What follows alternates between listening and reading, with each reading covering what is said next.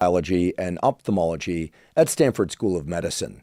My guest today is Scott Galloway. Scott Galloway is a professor at New York University's Stern School of Business and one of the world's leading public educators on intelligent life design, including finances, relationships, and as today's conversation also covers, on the socio-political landscape. Today, we mainly talk about masculinity and what men, young and old, and everything in between, are facing today in terms of their roles to take in work, in relationships, and their health. And today, we don't just review the data. You'll hear statistics, so Scott is very grounded in quantitative data, which is important. But he also shares several clear, actionable steps that you can take daily to ensure that you're making progress in work and relationships and finances. We also get into a bit of debate, or more, about things like alcohol, the benevolence or lack thereof of big tech and social media. And we talk a lot about the male-female dynamics in terms of the consequences of single mom homes and divorce, but just generally male-female dynamics. So while today's episode does include a lot of exploration of different topics that frankly I didn't anticipate, it's also very proactive. Scott delineates the things that you can do and frankly should do each day. These aren't just lists or hacks, but effective tools that come from knowledge, data, his deep thinking, and that reflect the landscape we are in now. I'm very grateful that Scott took the time for this conversation. You'll see that we agree on many things, we disagree on several. He's a very deep thinker, extremely smart, obviously. He also cares about people. That comes through over and over again. And he's extremely generous today on your behalf with, indeed, tough love knowledge. Before we begin, I'd like to emphasize that this podcast is separate from my teaching and research roles at Stanford. It is, however, part of my desire and effort to bring zero cost to consumer information about science and science-related tools to the general public. In keeping with that theme, today's episode does include sponsors. And now for my discussion with Scott Galloway. Scott Galloway, welcome. Thanks, man. It's good to see you. Actually, I was nervous driving over here. I like you and respect you. I was trying to figure out why I was nervous. I really want to do well today. And the last time I had this feeling was when I was going to do Rich Roll's podcast. I really like you, I really like and respect Rich. And I remember thinking I had that same feeling. I wanted to do well. Anyways, good to be here. Oh man, well, great to have you here. It's funny you say that because, I was coming here and I was thinking, yeah, look up to Scott. I respect him. And we've had one conversation prior to this that ended up being quite extended conversation. And I told Rob right before coming in here, our producer, I'm super fired up to learn from you and just sit down and chat with you. So I actually am going to do something differently this podcast than any other podcast, which is the question I'm about to ask or the kind of thing I'm about to pose, I normally would do off camera. Okay. I'm going to do it on camera, which is coming in here today, it occurred to me that we how old are you? I'm going to be 62 in November. 62. You look great, man. Thanks, you man. can share what you're doing if we get at the time, fitness-wise. I'm 50, and the risk we run into, I realize, is that when I was 16, 20, 30, et cetera, yes, I wanted knowledge, maybe even wisdom from elders, but I also knew with certainty that they didn't understand a thing about what it was like to be that age at that time. So I realized that as much as we might think we know, we don't know what it's like to be 16, 25, 30, 40-year-old men, and we'll also talk about women today, but probably mostly men, in 2026. And so how do we reconcile that in a discussion like this?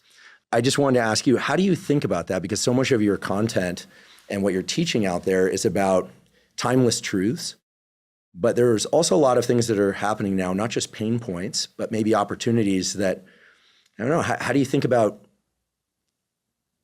do we really know? How should we pass along information in a way that's truly useful to people? Because that's what, obviously, we both want this to be about.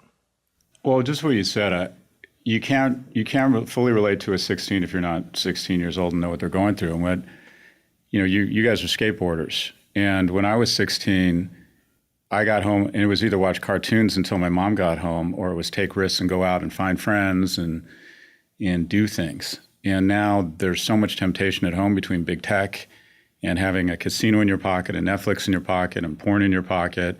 It's just hard to relate to what they go through. I think the first thing is just acknowledging, you don't know what you don't know. And then turning to data, because there are people who look at the data. And I try to counter my biases or my uninformed theses with data. And so I try to find good people, good research, and inform it. Also, it helps. I have 15 and 18-year-old sons. I ask them a lot. I observe them a lot. I hang out with them a lot. And you start to pick up on stuff. But I think the first is just being open to people pushing back and recognizing, unfortunately, every once in a while in the comment, when someone points something out and going, if it really hurts and it's upsetting, it's usually because they're right. And they found some soft tissue and they've pressed on it. So, and I'm trying to be open to learning and just acknowledging when I got it wrong. What do you think are could be 3, could be 5, could be 10 things that all males should strive to check the boxes on in order to have a good life, not just to, be great in some particular role, but like what are the macronutrients, in your opinion, of becoming a healthy, happy, fulfilled male? I think every person, not just every man, needs a code. And that is, you're going to be faced with hundreds of decisions each day, and you want to make, generally speaking, a higher proportion of good decisions than the peer group, right? So what helps is a code. Some people get that code from religion, the military, their really strong family connections. I actually got my first kind of code from my first job. I worked at Morgan Stanley, and there was just a certain level of professionalism. I got code from sports at UCLA. But I wonder, there's so many lost men right now. I wonder if masculinity can be a code, or some sort of aspirational form of masculinity where people born as males might have an easier time leaning in. And I should also say that I don't think masculinity or femininity are sequestered to people born as males or females. I'm drawn to men who are more feminine as friends. My close friends kind of take care of me and are more nurturing. But I think for young men, if they feel like they can lean into some positive masculine attributes, that it could serve as a code. So I loosely break it down into 3 very reductive qualities. And that is, the first is to be a provider. I'm not talking about the way the world is, but the way the world should be. I think every young man should have a plan and have an assumption that at some point he will have to be the economic lead or provider for his family. Sometimes that means getting out of the way of your partner who's better at that whole money thing. Sometimes it means providing more domestic or emotional support and labor if your partner is accelerating economically. When my partner had a kid, she was working at Goldman Sachs. She was making more money than me. I was a new academic at NYU. I was making $160,000 living in New York, which may sound like a lot of money, but it wasn't. And she was making substantially more. So I tried to pick up slack and provide more labor at home and take charge of our finances. But I think at the outset, trying to find a plan to be economically relevant in a capitalist society is really important, because whether we like to admit it or not, a male, from a self-esteem standpoint, from a sexual currency standpoint, from the esteem of the tribe or the society, is going to be disproportionately evaluated based on your economic viability. So from an early age, try and have a plan. You may not have to stick to that plan. I'm not saying you got to go to Harvard and go to work at Goldman Sachs, but maybe you're going to go to trade school, learn how to install energy efficient HVAC, but you just need a plan to be moving towards something. The second is protector. If you think about the most masculine jobs, fireman, cop, military, the notion is you develop skills and strengths such that you can protect others. And the most, if you will, manly, masculine, satisfied I ever feel is a night when I feel as if my family feels protected. The kids are asleep, my partner feels loved and supported, and I've been able to, hopefully through partnership, through economic viability, been able to provide a warm, comfortable life for them so they can focus on the things that are important to them. And I think, unfortunately, a lot of men that we should look up to, whether it's the president, I apologize for getting political, or the wealthiest man in the world, who are naturally going to be seen as male role models, they seem to have skipped the protection part.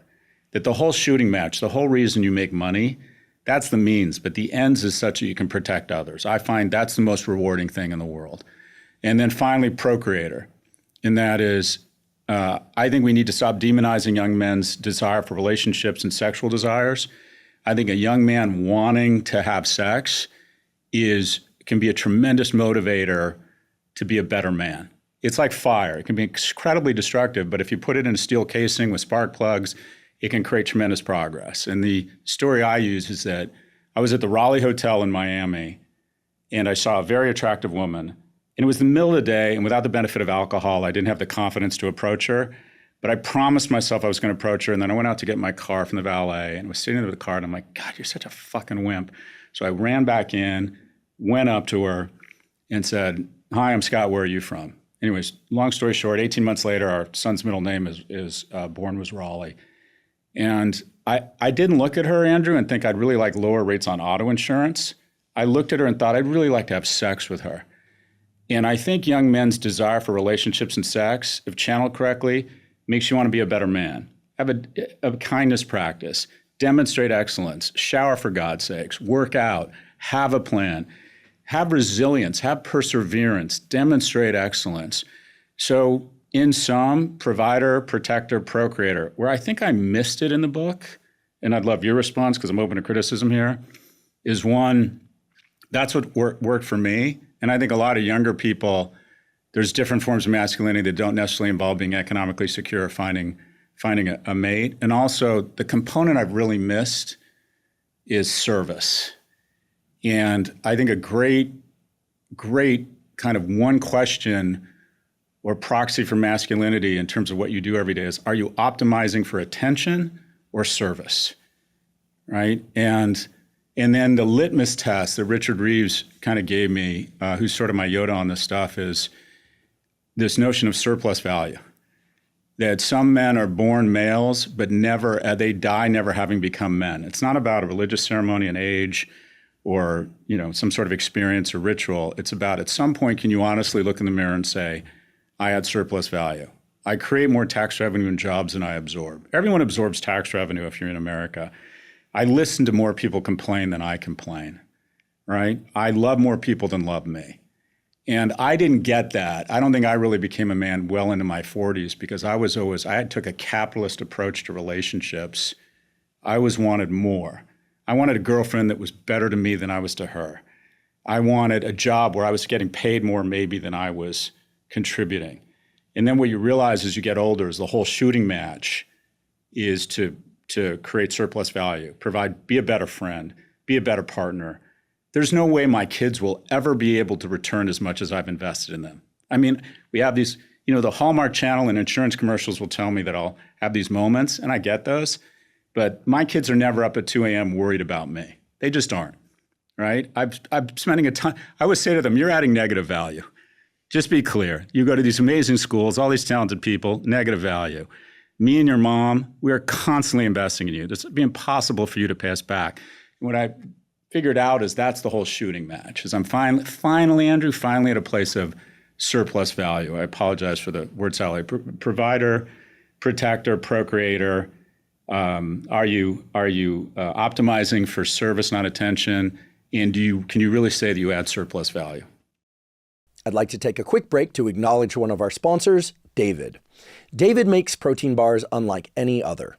Their newest bar, the Bronze Bar, has 20 grams of protein, only 150 calories, and 0 grams of sugar. I have to say, these are the best tasting protein bars I've ever had, and I've tried a lot of protein bars over the years. These new David bars have a marshmallow base, and they're covered in chocolate coating, and they're absolutely incredible. I, of course, eat regular whole foods. I eat meat, chicken, fish, eggs, fruits, vegetables, etc. But I also make it a point to eat 1 or 2 David bars per day as a snack, which makes it easy to hit my protein goal of 1 gram of protein per pound of body weight. And that allows me to take in the protein I need without consuming excess calories. I love all the David Bronze Bar flavors, including cookie dough, caramel chocolate, double chocolate, peanut butter chocolate. They all actually taste like candy bars. Again, they're amazing. But again, they have no sugar and they have 20 grams of protein with just 150 calories.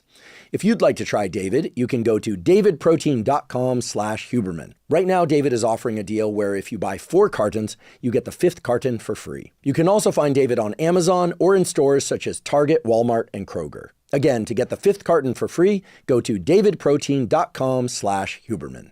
Today's episode is also brought to us by Wealthfront. In today's financial landscape of constant market shifts and chaotic news, it's easy to feel uncertain about how to save and invest your money. Wealthfront is the solution that helps you take control of your money while managing risk.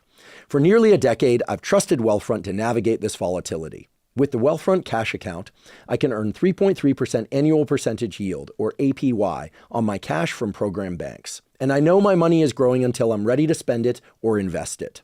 One of the features I love about Wealthfront is that I have access to instant, no-fee withdrawals to eligible accounts 24/7.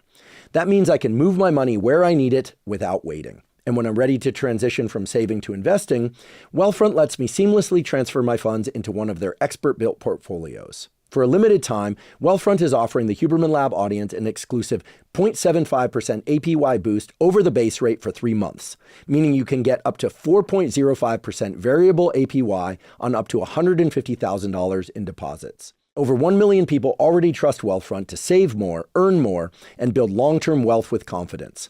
If you'd like to try Wealthfront, you can go to wealthfront.com/Huberman to receive the boost offer and start earning 4.05% variable APY today. That's wealthfront.com/Huberman to get started. This is a paid testimonial of Wealthfront. Client experiences will vary. Wealthfront Brokerage is not a bank. The base APY is as of January 30th, 2026, and subject to change. For more information, please see the episode description. I love all that. I don't have anything to add. I do have 2 questions and 1 reflection. The reflection is that what you started with, that every day you're making decisions all day long, and you want more of those to be good decisions than bad decisions relative to your peers. I think that's a terrific way to think about striving. And I've never heard it posed that way. So I really just want to bold, underline, and highlight that for everyone. For the 8th grader, for the 12th grader, for the college junior, the 40-year-old man, make better decisions than the average around you. The problem I have, I guess I do have one caveat here, is that most people won't remember this, but that show Jerry Springer, I think, was so popular because people like to focus on all the people doing worse than them because it makes it easy to stay right where you're at. Yeah. So who are the comparison points that one can keep in mind as they strive to make these better decisions each day? Because I think that first statement you made is touching into some serious wisdom. So who is the comparison point and how do you keep that framed? Because you study markets, you understand markets. What's the market comparison point in this make more better decisions than worse ones relative to the average as you progress through your day? I think it's really important you're talking a little bit about role models and references. And so first off, one myth I think we need to dispel is that success equals exploitation. There's a very unhealthy zeitgeist, especially from the far left, that anyone who's very successful is exploiting others. And I think we need to puncture that narrative and say you should strive to be successful. And success might mean certain things for other people. I didn't grow up with money, so for me, success for most of my life was trying to get economic security. Anxiety plagued my mom and I, economic anxiety, and it was like a ghost following us around telling us we weren't worthy. So my role models were always people who'd figured out economic success. And people have to pick their own role models. I always thought masculinity was getting back in someone's face who didn't give me the respect I thought I deserved. I was that asshole that when someone cut me off in traffic, felt like I needed to speed up and cut them off. That if the Delta ticket counter representative wasn't kind to me or was busy, I would get back in their face. It's like, well, do you realize I'm a 1K member? And then, a decent reference point is just men you admire, and they're everywhere, that perhaps can take blows. They realize someone might be having a bad day. But you said something that inspired a thought in that what I just outlined is pretty meta, kind of themes that sometimes aren't that actionable. So I just want to bring it down one level. As we were talking about off mic, I try and mentor 2 or 3 young men at any given time. And these are young men that quite frankly need mentoring. They're struggling. Most of them might be still living at home. These aren't people who went to Brown and are working at Goldman Sachs. And so some more tactical things that I think serve as a reference point for how you succeed or how you make progress. The first thing I do, the first hack is I say, unlock your phone, and I'm going to look at it. And there's a little bit of nervousness. So what I do to loosen them up or lubricate it is I say, okay, let me tell you 2 things. First is I gamble.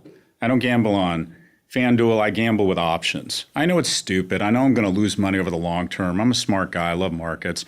But that dopa hit I get is too seductive. So I sell calls and puts. I consume porn. That's sort of that's an embarrassing thing to say at 61, but yeah, I still consume porn. But I tell them that and it lubricates or it makes them more comfortable. I open their phone. Everyone has an advantage. Most young men who are not excelling, if you will, by traditional Western capitalist standards, their advantage is capital, specifically their human capital. They have time. And within about 5 to 7 minutes, I can find 8 hours of time from TikTok, from X, from porn, from gambling sites, from YouTube. I'm like, we're going to find 8 hours. You tell me we're going to reduce this 8 hours. And next week, I'm going to check. And we're going to reallocate that capital into 3 things. The first is we're going to get really fucking strong. I just think the best antidepressant is moving weights, building some bulk, or running far. I've jokingly said every man under the age of 30 should aspire to be able to walk into any room and know if shit got real, they could kill and eat everybody or outrun them. Like, there's different forms of fitness. You can be fast, you can be flexible, you can be strong, but there's no excuse. The male form is blessed with, more bone density, double twitch muscle, all the things you talk about, this incredible substance that pours over it called testosterone. You're going to look back when you're my age and think, why wasn't I just fast, sleek, a monster, just strong? So we're going to work out at least 3 times a week. The second thing is we got to make some money. And I want you to make money outside of your house. I don't care if you're a Lyft driver, TaskRabbiter, Panera's hiring people at $18 an hour, and only 1 out of 10 that accept a job actually show up the first day. So if you really make the effort, you can make decent money. And the great thing about getting a taste for the flesh of money is you start learning how to make more money. If you want to make a lot of money, unless you're smart enough to be born to rich parents, start off by making a little bit of money, and you'll start to figure out capitalism, right? And the final thing is, at least 3 times a month, we're going to put ourselves in a group sitting where we are trying to achieve something great in the agency of others, a nonprofit, a church group, a sports league, a riding club. And then the second phase of that is we're going to do something what I call is the approach. Hey man, do you want to go watch the Jets game, right? An expression of friendship. And then if you're really comfortable, an expression of romantic interest while making them feel safe. Would you like to grab a coffee sometime? And this is the goal. The goal is no, because you're going to get no's. And then I'm going to call you after you've made the approach. You're going to text me, I did an approach. Did you get a no? Yeah, I got a no. That's exactly the point. That's the goal. Because everyone you admire, everyone you think has killed it, the only thing I can guarantee you is there were a shit ton of no's in getting to one of the top 10 podcasts in the world, getting to a person as a partner who's higher character and hotter than you, getting to make more money than you would have ever guessed that person would have made. The only thing that got them there was the willingness and the endurance to anticipate no. And unfortunately, big tech is setting up an algorithm that convinces you that a frictionless life is a good life and that you never need to endure no. And what you end up with is a lack of skills to persevere, to realize you're okay. And that's what I asked the kids the next day. Are you okay? Yeah, I'm bummed out, but you're okay. If a man under the age of 30 works out 3 times a week, works 30 hours a week outside of the house, right, and is volunteering, that immediately puts him in the top 8% of all young men. And I apologize for the word salad here, but something I hate is the incel movement, involuntarily celibate, right? Throughout history, 99% of men have been involuntarily celibate for most of their lives. There's few things young men would rather be doing than having sex. Only 40% of men have reproduced throughout history, 80% of women. So no man has a birthright to reproduce. In the West, it's actually now 75%. So young men have more agency than they ever have. Now, if you do those things, right, just those 3 things, work outside of the house, work out, have a kindness practice, volunteer in the service of others, you're immediately going to put yourself in the top decile of young men. And if you're in the top decile of young men, I can guarantee you, over time, you will become voluntarily incelibate, which is awesome because you'll establish a relationship.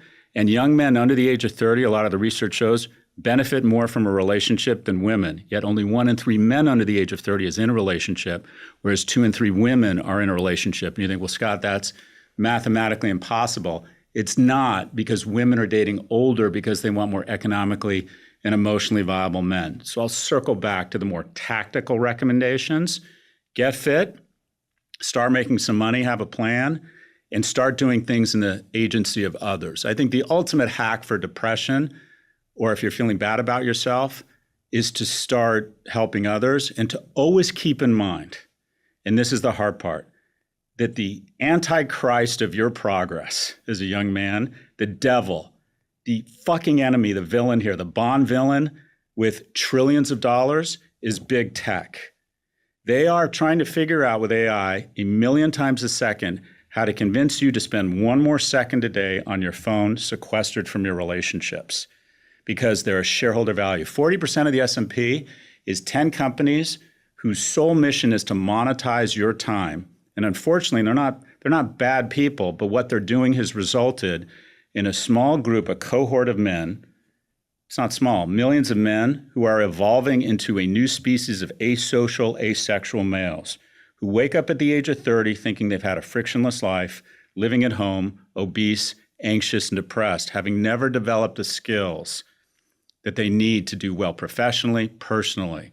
So big tech is not your friend. If you do not figure out how to modulate big tech products, whether it's Instagram or YouTube, you are falling into a trap of eventually being sequestered and not developing the skills to establish the most important thing in life, and that is relationships.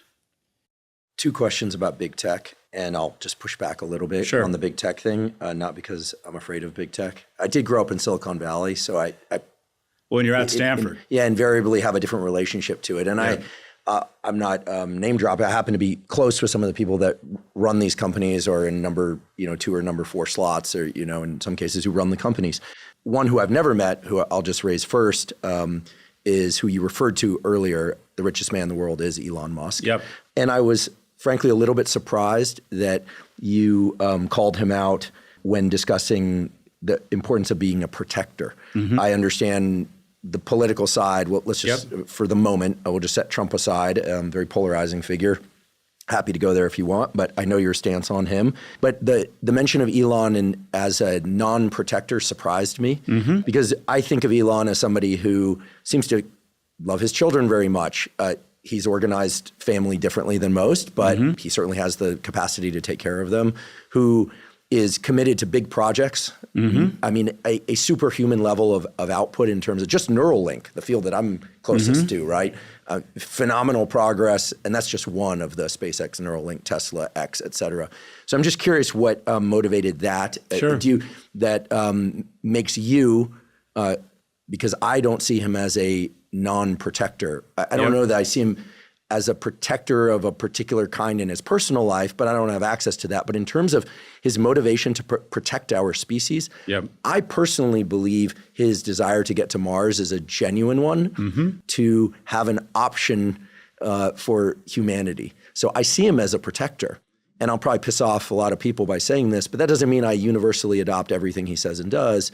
But I see him as kind of an awesome figure in our history who's like, let's get to Mars in case this Earth thing doesn't work out. And also, let's get to Mars because it's awesome. I think that's an entirely fair viewpoint, and you're adding nuance to it. So let's talk about Elon Musk. If I had a red button that I could push and get rid of all of big tech or Elon Musk, somehow he could float away like a Gabriel Garcia Marquez character and not die, but just not have happened, I wouldn't press the button. I think big tech and Elon Musk are net goods for the world. We're going to get to EVs. We're going to get to Mars faster because of Elon Musk. He inspired the EV race, which is good for the world. The problem is with the word net. And as it relates to masculinity and as a role model for young men, he's probably one of the best role models in terms of being super aggressive, taking risks, ignoring the noise, and just being laser-like focused, telling an amazing story, garnering capital. I mean, there's just no getting around it. The guy's just an inspiration. I think the whole shooting match is, if you become the richest man in the world, I think you move to protection. I would argue that he's not a great role model and that he has not done a great job of convincing younger men that protection and taking care of others, I think the way he acquits himself online by punching down, when he says something mean about somebody, and I know this and I'm fine because I have money and I'm not dependent upon any one person's opinion of me. But if he says something negative about you and calls you names, his 120 million followers come for you. And I think as a general rule, and this is true for everybody, but especially for men, you never punch down. You just don't. I make personal attacks on people. This is technically a personal attack on Elon Musk. To call someone not good, a good role model, that's a personal attack. But I never make personal attacks of anyone who isn't markedly more powerful than me. And I find that a lot of these people, Donald Trump and Elon Musk, have no problem punching down. So again, it goes back to this. Is he a net good for the world? I acknowledge the point, and I would even argue, yeah, he is. But that doesn't, he should also be held accountable for his blessings. I can't stand the fact that he shitposts America and the government. If you look at the most successful companies in the world, they're littered up and down the coast we're on right now, whether it's Qualcomm in San Diego, SpaceX and Snap here, head north to Salesforce and Meta and Google, keep going, you hit Amazon and Microsoft, and then it stops once you get to the Canadian border. And then you have to go all the way up to Lululemon to find a multi-billion-dollar company. Come back down to where you teach at UC San Diego and those great companies, and it stops. And you got to go to another 7,000 kilometers to get to Mercado Libre in Buenos Aires. There's something about America that creates unbelievable opportunity, that creates the wealthiest men in the world. And I find that these tech brothers have a total lack of appreciation for the sacrifices in the system built in America, and are the first to shitpost the government and complain about regulation and things getting in the way. I find that especially obnoxious. But let me acknowledge the point. I think on the whole, Elon Musk and big tech are a net good for the world, but that doesn't mean we shouldn't hold them accountable and ask, why would you do these things when you're so blessed? So this gets to the heart of something that I think is extremely important, which is we're living in the age of everything pretty much being public about public figures. Not everything, but many more facets of their lives than ever before in history, in part because they share many more facets of their lives. It's not just that stuff gets unearthed. It's like they're talking about their company. They're also in the role of arguing with their ex sometimes online. You know, you see that. Their kids sometimes will be apparent who they are. You know, it's interesting. My dad, first generation immigrant who came here, became a scientist, and he's from Argentina. And along these lines, he always said it was funny to him that when you would go to somebody's office in the United States, a professor or a businessman or something, the picture of his family was facing out. He said that was so weird. He said in Argentina, your picture of your wife and your kids and your dog, we're facing in. That's yours. You don't share that with a person coming to your office. Like, who would do that? This oversharing thing, when you look back, is a kind of a long-standing theme in American business, and it shows up even more so, of course, online. So to me, this idea of, okay, Elon, for instance, but very different role model figure, someone that I consider a close friend, Jocko Willink, incredibly impressive, true warrior, great dad, great husband. I know his family, amazing human being in so many ways. And he's kind of like the tough football coach that a lot of guys didn't have, that younger guys. I think that's one of the reasons people gravitate towards him. You don't wonder whether or not he really can do what he says you ought to do, because he does it every day and he posts it on his watch. So Jocko's a really good example of somebody that people admire. And I consider Jocko one example. So why not look at public figures, you and perhaps even me, for instance, and just look at these people as a buffet of options to adopt certain traits but not others. Be doing great things, and assuming that the other things they're doing aren't truly atrocious, right? I mean, criminal, atrocious, I don't know that we're asking the people who are role models, leaders, business leaders, I don't think we're placing a reasonable expectation on them. I don't say this for any personal reasons. I've known I'm replete with flaws for a very long time, so I don't claim to not have them, never have. But then young guys might be thinking, well, I have to be perfect too. And if I'm not perfect and I don't have 150 million followers, I better have a fraternity of people to protect me. This is the kind of the underlying current that I think has driven the toxic end of the manosphere. I hate it because it's become too mishmashy. It's not even a continuum. It's just a mess. So what do you have to say and think about the expectation that the leaders of the world, the role models, not have these flaws? At the same time, telling guys, hey, like, ask and get told no. I mean, you and I both know, I don't know if it's real world data or if it's statistical data, but I have many women friends in my life, and I have a sister. If an attractive guy rolls up on a woman and says, hey, you want to get coffee sometime? It's romantic. It's romantic. If a guy that's not attractive does that, creepy. It's creepy. So how do you tell a guy that isn't good looking to do that and then not be called a creep? And not just be called a creep, but be called a creep on an app, which isn't just designed to prevent sexual assault, but is also designed to share information about who to date and not to date. And guys get I'm told by young guys, I'm not on dating apps, but that guys get blacklisted basically, not because of sexual assault, but because, they get called out as like a bad kisser. He didn't smell so good or something. This is the stuff that used to be in private discussions among women. I know this because I have a sister, right? Women talk. I listen through the wall, right? What they talk about. And now it's public. There's parallel construction here. I'm sure you're tracking it. But for everyone listening, it's like, this is a serious problem. I mean, can't we acknowledge that somebody like Elon, let's just stay on that example, is a phenom that probably has never existed in at least 100 years, has huge vision. Sure, he might have some like issues in his life that are none of my business. And yet he has a lot of good example to set for young men. I believe that. And it also gives permission to not be perfect without harming people. So acknowledge the point, there's a lot there. But I still think if someone is constantly optimizing for attention to draw cheap capital to his firms and is very open and very critical of others and is probably the most dominant force in electing the next president, that we should pay very close attention to his activities, whether it's reported addiction to ketamine and sleeping with a loaded gun next to his bed and not living with any of his children, whether it's... You think that should be public fair game? I think if he wants to put certain aspects of his life out there constantly for affirmation, that type of scrutiny is probably fair game. I also acknowledge the point that people are human and you need to have some grace and say, well, unless you're perfect, try and learn from people, try and understand them, and try and demonstrate some grace. The other thing, going back to big tech, is that we have connected economic value to tearing down people. So you've had bestsellers. I've had bestsellers. So my book hasn't come out yet. I hope for it to be a bestseller. You don't have a book No, it yet? comes out in September. It's been delayed for a while, but I appreciate I feel like I've already read it. No, well, God willing, it does well. If it doesn't, it doesn't. Let me prepare, because I think you're actually, I don't know you well, but I do know you. I get the sense that, like me, a lot of the criticism doesn't just bounce right off you, that you take this stuff to heart and sometimes it upsets you. I know I'll say it upsets me. Some of it does, but it's not the criticism that people think upsets me that upsets me, but that's a different story. Your book will be a bestseller.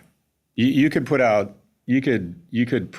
I don't know, the script of The Sound of Music, and it's going to be a bestseller. It'll be better than if I had done that, but not better than The Sound of Music. Well, there you go.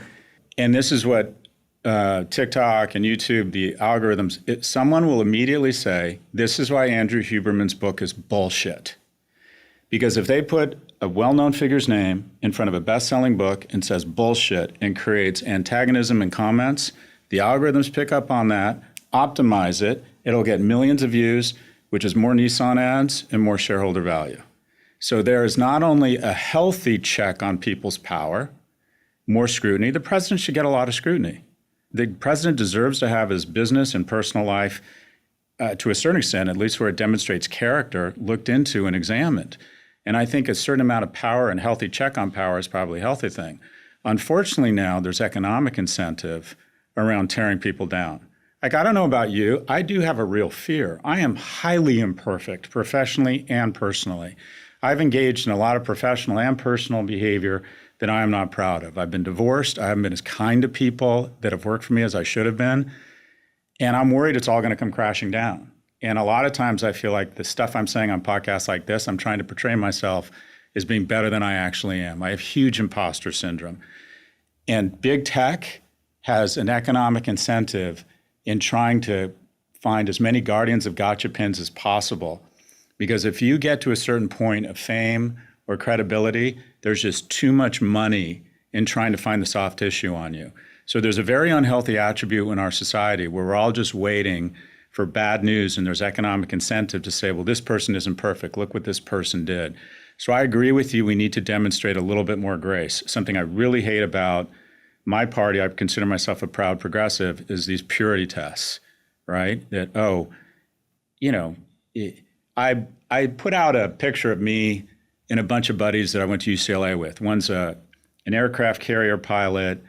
One's an ophthalmologist. Like, it was a picture of all of us, and I've said, find impressive men and befriend them. I think I saw that post. You were the one towering over the rest of them. Yeah, I think I've shrunk. Huh? It's not weird. You're a I've tall shrunk. guy. No, I don't think you should. Well, I only know you now. I was 6'3" in college. I'm 6'1.5" now. It's nice I'm at an age where I'm shrinking. Anyways, and I knew I was just waiting for it. White privilege.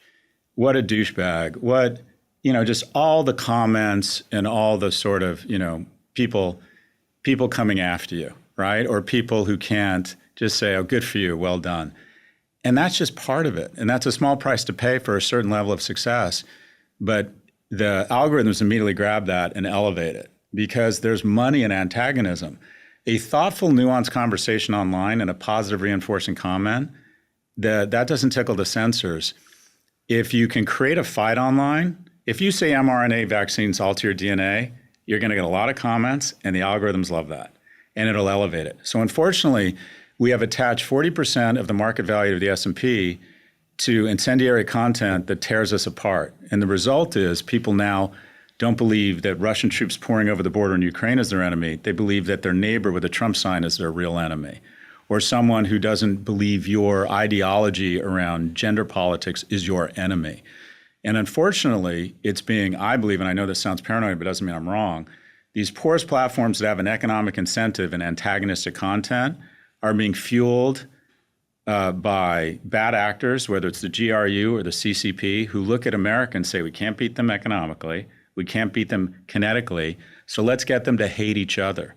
And that is, Americans now perceive other Americans as the biggest threat. So one, it is healthy to look at powerful people that have huge influence, such as you and to a lesser extent me, and question their beliefs and write critical articles of them. It crushed me when I can't remember if it was the Atlantic or the New Yorker came out with sort of a critical review of my book. It was really upsetting to me. And I think part of the thing that was so upsetting was, when we were talking about this off mic, it meant some of it was true. That's healthy. It's healthy when there's thoughtful criticism around your book.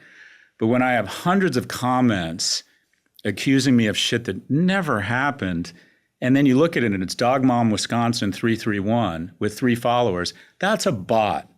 And the fact that these platforms choose not to screen out those bots because they know more incendiary comments that create more comments and more Nissan ads, I think that is tearing at the fabric of America. But I just want to acknowledge the point. I think maturity is realizing people aren't perfect, learn from them what you can. But I do think the wealthiest man in the world and the president should be held to a higher standard. I think they have extraordinary blessings. I think their decisions matter.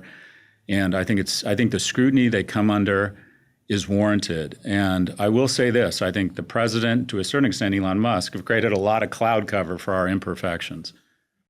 As many of you know, I've been taking AG1 for nearly 15 years now. I discovered it way back in 2012, long before I ever had a podcast, and I've been taking it every day since. The reason I started taking it, and the reason I still take it, is because AG1 is, to my knowledge, the highest quality and most comprehensive of the foundational nutritional supplements on the market. It combines vitamins, minerals, prebiotics, probiotics, and adaptogens into a single scoop that's easy to drink, and it tastes great. It's designed to support things like gut health, immune health, and overall energy.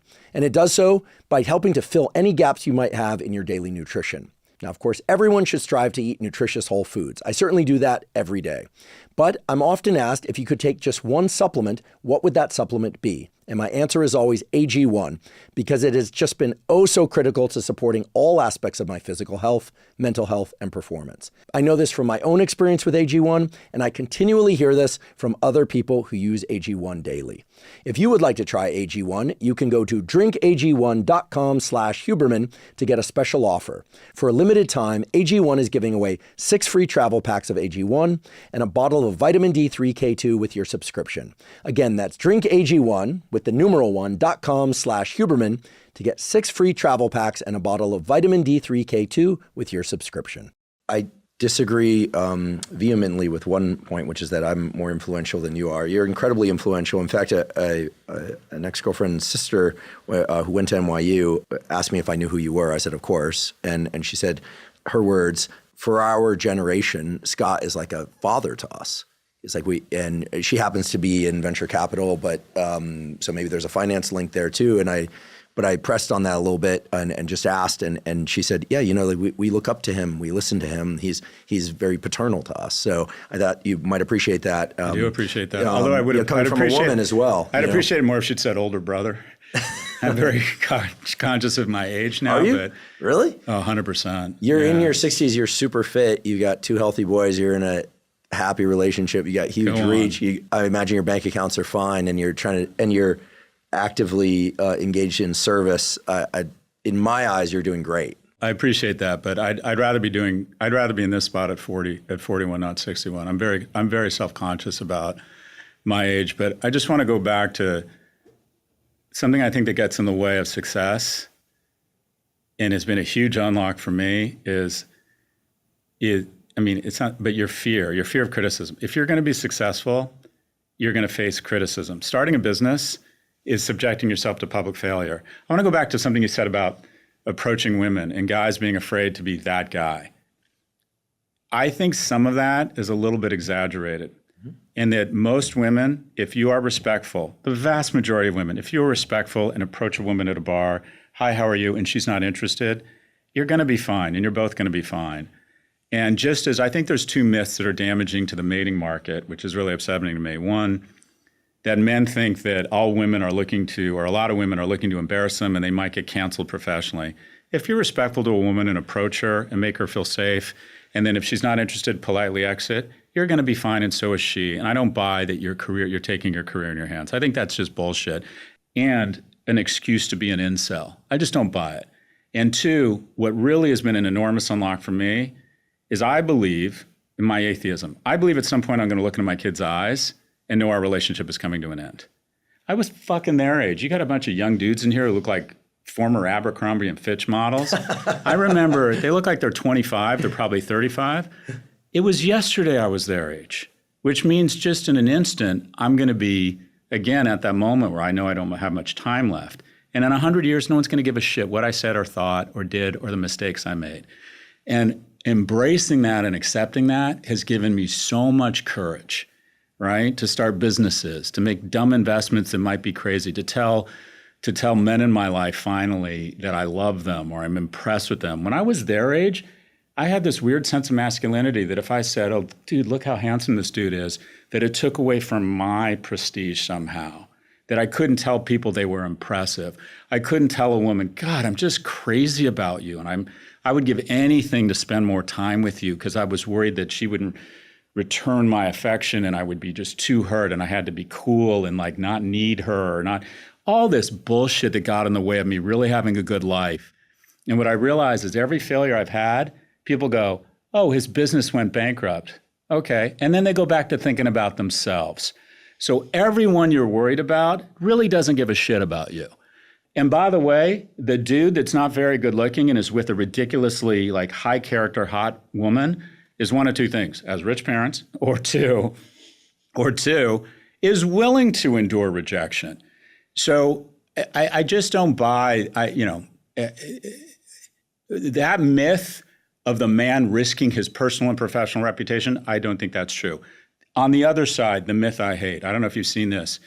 On TikTok, a lot of women are saying, I don't date because the risks of being unalived, which I guess is the woke version of saying murdered. I think it's because on social media platforms, if you say murder or suicide, it goes right down. I don't know if it actually does, but it's this idea that it's going to be ranked down. Here's the data. Okay, if 2,500 women a year are murdered by men, that's way too many. It's a huge problem. Sexual assault is a bigger problem. The majority of women who are murdered by someone they know. So the reality is a small number of women are murdered on dates with strangers. It just doesn't happen that often. And 40,000 men a year kill themselves. So if you go on a date with a man, the man is 16 times more likely to go home and hurt himself than hurt you. So what I would say to men is make the approach, take the risk, and as long as you're respectful, you're going to be fine, and so is she, and you are not taking your professional or personal reputation into your hands. And what I would say to women is if you go on a date with a guy that you met on an app, there's all sorts of digital breadcrumbs, and it's a lot, you are, and I can statistically prove this, the ride over in Uber, the Uber was a lot more dangerous than the date itself, and you are more likely to die of choking during dinner than to be hurt by that man. So what I hate is that there's all this inflammatory content being boosted on online media that's getting in the way of the most rewarding thing in life. And that is to find someone who you are physically attracted to, who you sync up with spiritually, and you decide to build a life together. And not enough of that is happening. We're in a sex recession, right?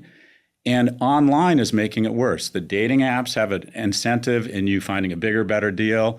And the genders have done an amazing job of convincing each other it's the other's fault. And I think one of the big foci that need to be really pay more attention to is what I call renewal of alliances. I'd love to see a renewal of alliances between us and our great allies in Europe.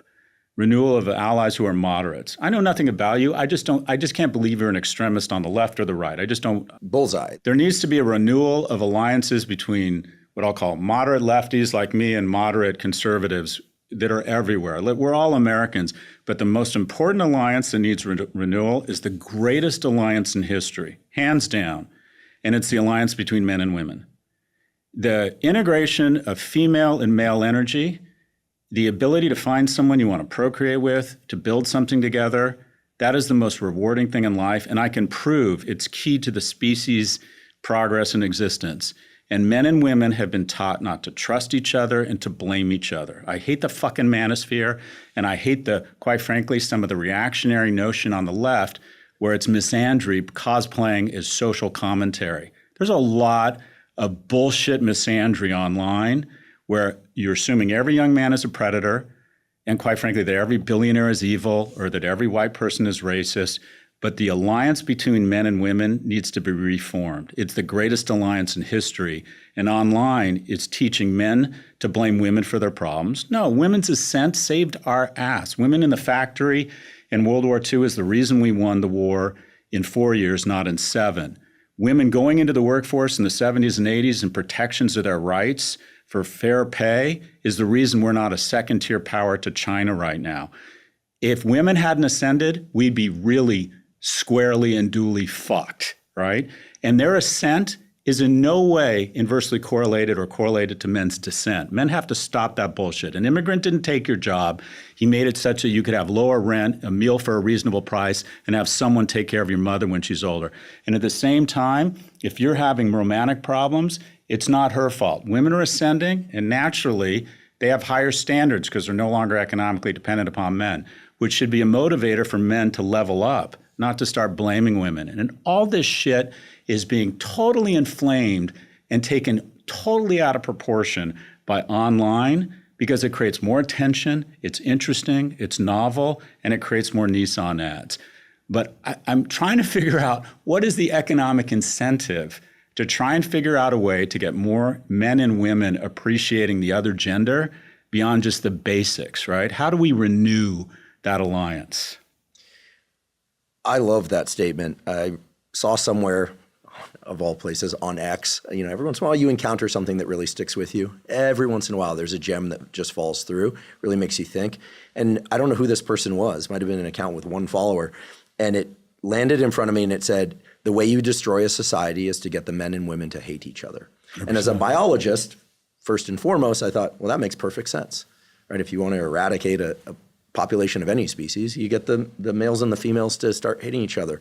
Not just because they don't mate, but because you throw off the mating dynamics in a way that then can create infighting among the males. We see that too, infighting among the women. Although, I don't know, I think that there's a lot to explore around this sort of what the standard is that we're holding the opposite sex to. It's an interesting question. I can't say I've really evolved my thinking around this enough to maybe dive into it, but I know you've thought about this. I think a lot of males hide behind this notion that they have to be everything. They have to be tall. They have to be rich. They have to be jacked. They have to be kind. They have to be, hopefully everyone's kind, but you know what I mean? That they can't say the wrong thing even once, so they're hiding behind that. And if they go out and look, they'll get plenty of evidence for that, right? No men, no protectors, no this. Actually, I did something I rarely do. which is I brought my phone into this because right before I came in here, a woman that I've known for 20 years wrote and asked me if I would ask you a question. Wow. No, and it's directly related to this. So I'm going to do this. Of course, I'm not going to say who this person is. And she said, because I mentioned that I'm speaking to you today, and she said, please tell Scott that I'd personally like to thank him for his efforts encouraging men to embrace their duties as protectors, providers, and generally just being accountable. Because we have a serious shortage among hetero dudes, she lives in San Francisco, particularly in the Bay Area. And I said, will do, but can you tell me what you mean by accountable? Serious question, I wanna make sure I'm specific. She said, when I say accountability, I'm referring to the fact that many times in romantic relationships, men seem to want to avoid feelings of shame and guilt to such a degree that they often respond to their partner's feelings towards them without empathy or accountability. I find that here in, San Francisco, there are many women in San Francisco, I don't think I outed her here, or perhaps all major US metros, chivalry is dead. Men are afraid to assert their desires because they don't want the obligation that it might entail. Interesting. They give up when something requires internal growth or leveling up. They shy away from acting protective of their partners in favor of egalitarian dynamics, which is flawed since men clearly have more physical strength. Oh my God, this goes on and on. Mm-hmm. This is almost overwhelming me, but I think I'm, can grapple with it. Oh, thank you. I swear I didn't plant this. She said, none of this has ever applied to you, in case you're serious. Thank you for that one, by the way. She says, they're wimpy.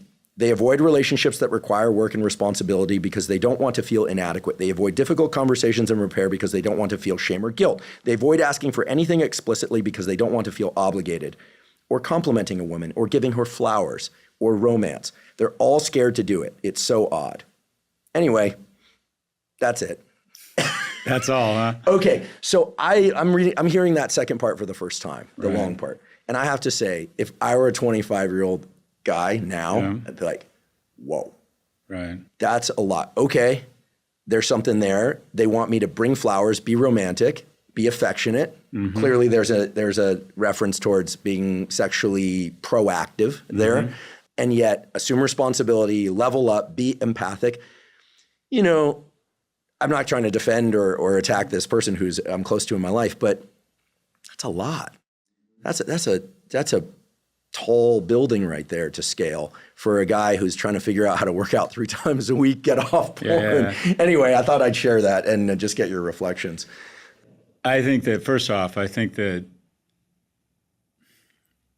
we all have a set of insecurities around not living up, mostly because, again, I really do think big tech has had is while it's a net good, incredible economic growth, job growth. I connect with my buddies from college. I get to build a business and market it less expensively. I can break through voices that can bubble up just based on their talent. Teen suicide has skyrocketed since social went on mobile. It's not the only reason, but it's either number 1 or number 2, according to my colleague Jonathan Haidt and Gene Twangy at San Diego State. I don't believe there's any reason that anyone under the age of 16 should be on social media where they are encouraged, young girls are encouraged to sexualize themselves, or if they start having suicidal ideation, they are sent an email that says verbatim, here are some images on suicide we thought you might find interesting. Oh, yes. But also it's created unreasonable expectations for a lot of young men and young women about what they need to look like. If they haven't made millions of dollars, if they aren't on a private jet going to Coachella, if they don't have a boyfriend with a six-pack, if they don't look just amazing all the time, I think it creates tremendous anxiety and unreasonable expectations. But I do, so I would argue that who's at fault? We're at fault. And that is we keep hoping or waiting for the better angels of tech CEOs to show up. That's not going to happen. I've been working my whole life with CEOs. They're going to make incremental decisions to do whatever moves the stock price up. That's their job. That's capitalism. Their job is to take a set of resources, figure out an offering where they get more than they paid to garner those resources and create shareholder value. They will do anything to do that. That's their job. And then we're supposed to tax them such that we can build our roads, take care of our veterans, and have a set of laws so they don't get out of control, so that they don't lie and say, no, smoking's not addictive. And then our mothers, our sisters, and our dads start dying, right? We have regulation. We are net beneficiaries from fossil fuels and pesticides, but we still have an EPA and an FDA. There's absolutely no regulation on big tech. There's more regulation in this mic than there is on big tech because they have weaponized Washington and money and Citizens United, there are more full-time lobbyists living in Washington, D.C., working for Amazon, one company, than there are sitting U.S. senators. So they have very effectively avoided all regulation to the point where they basically run unfettered, whether it's bots, whether it's harm to children, whether it's letting bad actors try and influence elections.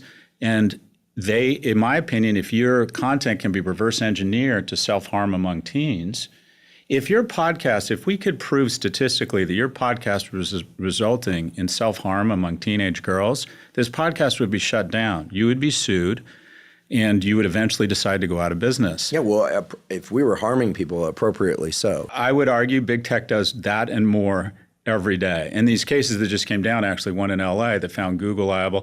Do you realize that the New Mexico Attorney General, do you know what he did in his case? He created an account posing as a 12-year-old girl, and within minutes, he was getting messages and solicitations from known sexual abusers. That was their first piece of evidence, that if you create an account and you say you're a 12-year-old girl, within hours, they were getting overtures from known sexual predators. So the fact that this company can target you and know that I'm wearing Warby Parkers and start serving me ads by looking at the screen, or know that I'm at Coachella listening to David Byrne and start serving me albums of David Byrne's greatest hits, then they can figure out that a 12-year-old girl shouldn't be getting overtures from 55-year-old men. I'll bracket that sentence right. That very fair and very important statement. That if there were some balance of optimization towards real protections, that is important. But they made, I think, $11 billion last year from people under the age of 18. But you asked who's to blame? We're to blame because we haven't elected people who are willing to hold these companies accountable. And their sole mission is to get reelected. And in 97% of elections, whoever raises the most money gets reelected.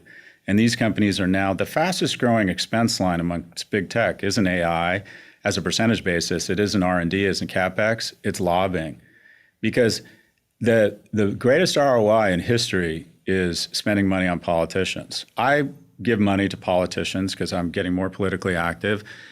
And it doesn't surprise me that they're whores. The most disappointing thing is what cheap whores they are. If I give $50,000 to a senator, he'll have dinner with me when he's in New York, or she, because they have to. Because the system is set up such that whoever raises the most money gets elected, and big tech has figured that out. So until we have the judgment to elect people who are willing to stand up to big tech and actually implement safe and common sense regulation, I don't want them to go out of business. Let our thoroughbreds run. I actually believe the American model of less regulation versus more is one of the reasons we're much more successful than Europe, which hasn't grown in 20 years. But this has gotten to a point where we seem to have a total lack of regard for our children's well-being and the fact that Americans hate each other and that we're kind of eating ourselves from the inside out. So again, we need an EPA and an FDA or some sort of equivalent for big tech, especially with AI. But I want to acknowledge the point. None of this could have happened without fossil fuels. There is a trade-off here, right? Pesticides are important for our food safety, but there is an FDA. We have decided to just let big tech run unfettered. And I think it's gotten to the point where it's pretty damaging for society. I think we've robbed kids. My kids are in the kill zone, 15 and 18. I think they've been robbed of a lot of their youth. I understand this shit. And I have a son who has device addiction, who will lie, take his phone, say he doesn't feel well, take his phone into the bathroom for 45 minutes, and I have to bang on the door and jokingly scream, "Start masturbating," because this kid is addicted to TikTok. What the British did to the Chinese in terms of getting them addicted to opium, I think that the Chinese, via porous platforms that are shareholder-driven and the GRU, are addicting our youth. And we're going to raise a generation of civic, nonprofit, and military leaders who fucking hate America. We are teaching kids to hate each other, hate America, hate every special interest group, hate every ideology that doesn't fit their own.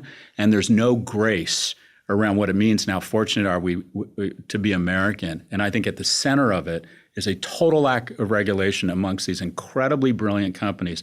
The most technologically sophisticated, deepest pocketed companies in the world are trying to sequester our youth from us, and they're stealing youth. The number of kids who see their friends every day has been cut in half the last 20 years.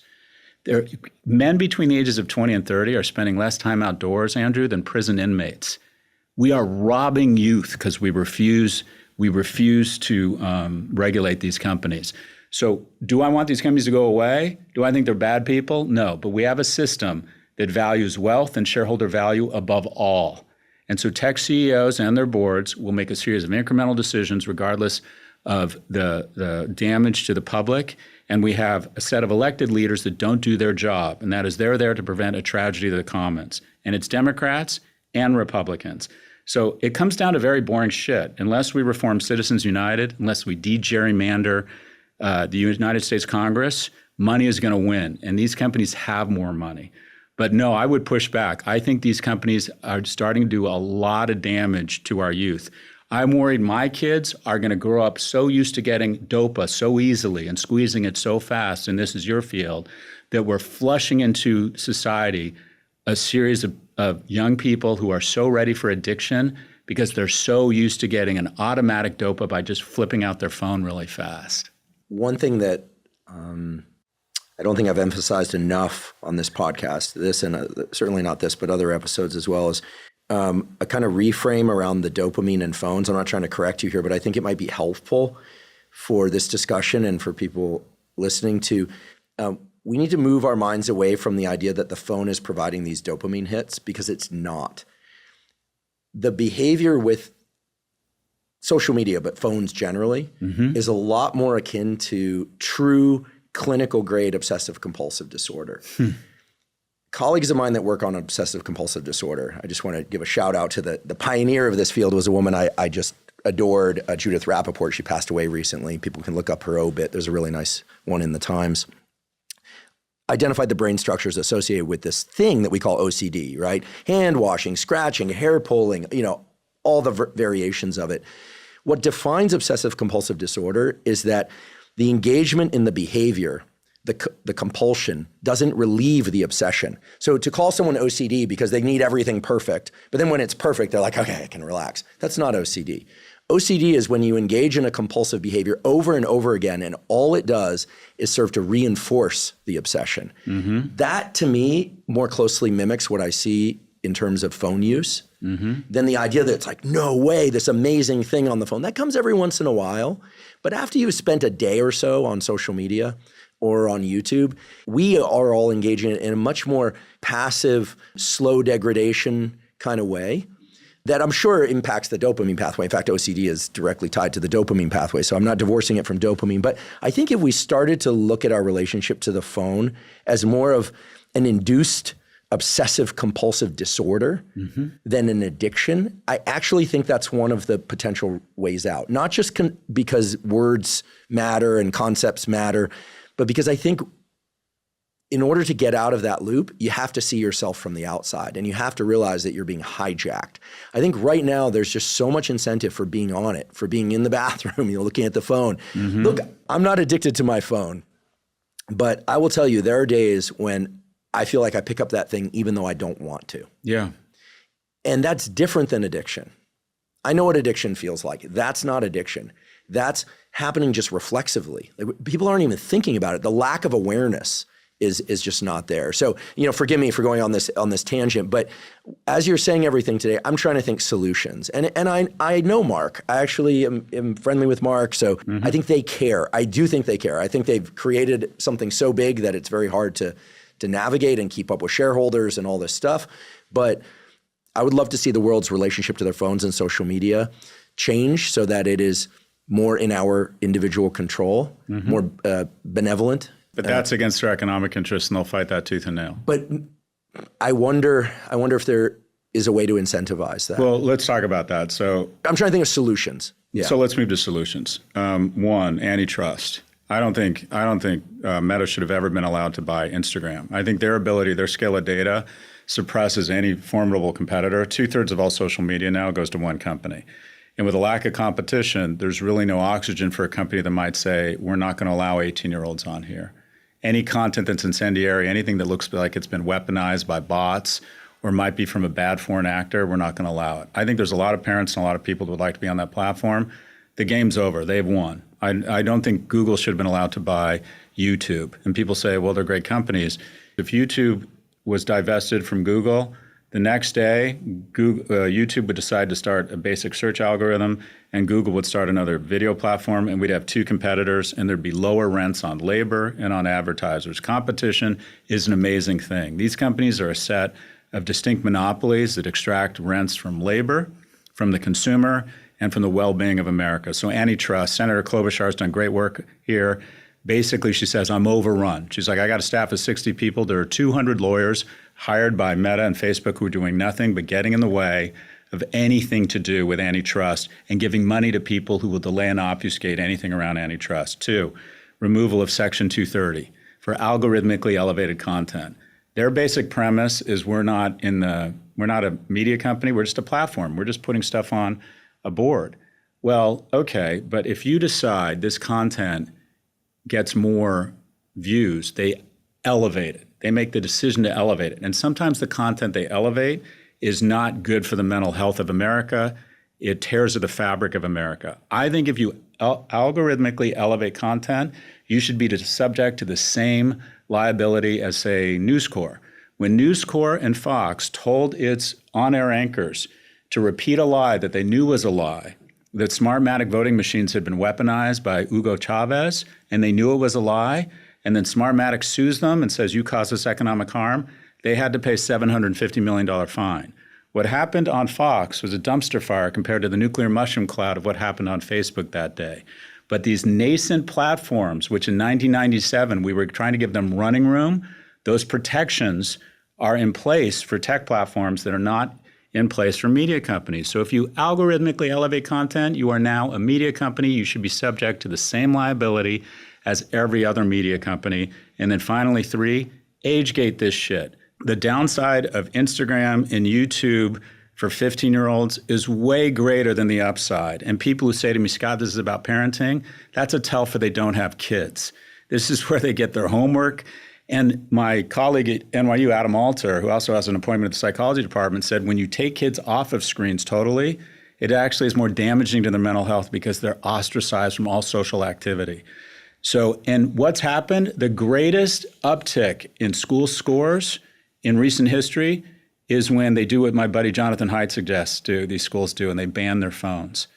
So I think there are common sense solutions that keep a lot of the good stuff these companies do while recognizing, well, maybe a 14-year-old shouldn't be spending 7 hours a day on TikTok or Instagram while his or her single mother is at work and can't police it.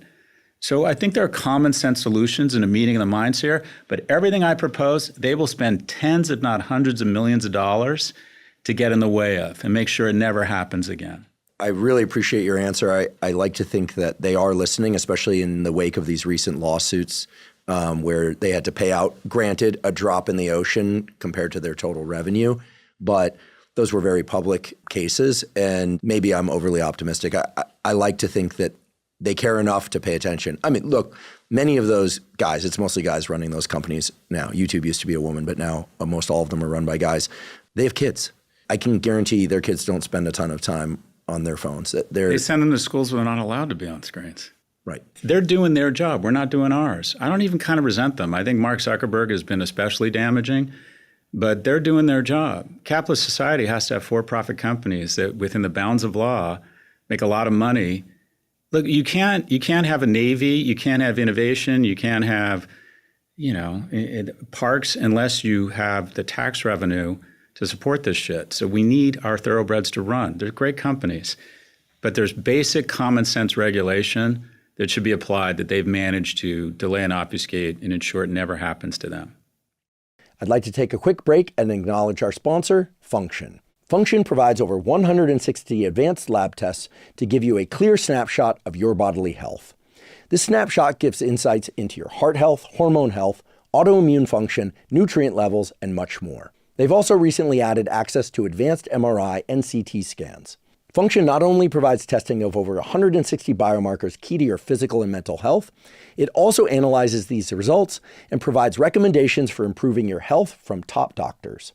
For example, in a recent test with Function, I learned that some of my blood lipids were slightly out of range. As a result, I decided to start supplementing with nattokinase, which can naturally help reduce LDL cholesterol, and it did. In a follow-up test, I could confirm that this strategy worked. My blood lipids are now back where I want them, in range. Comprehensive lab testing of the sort that Function offers is so important for health.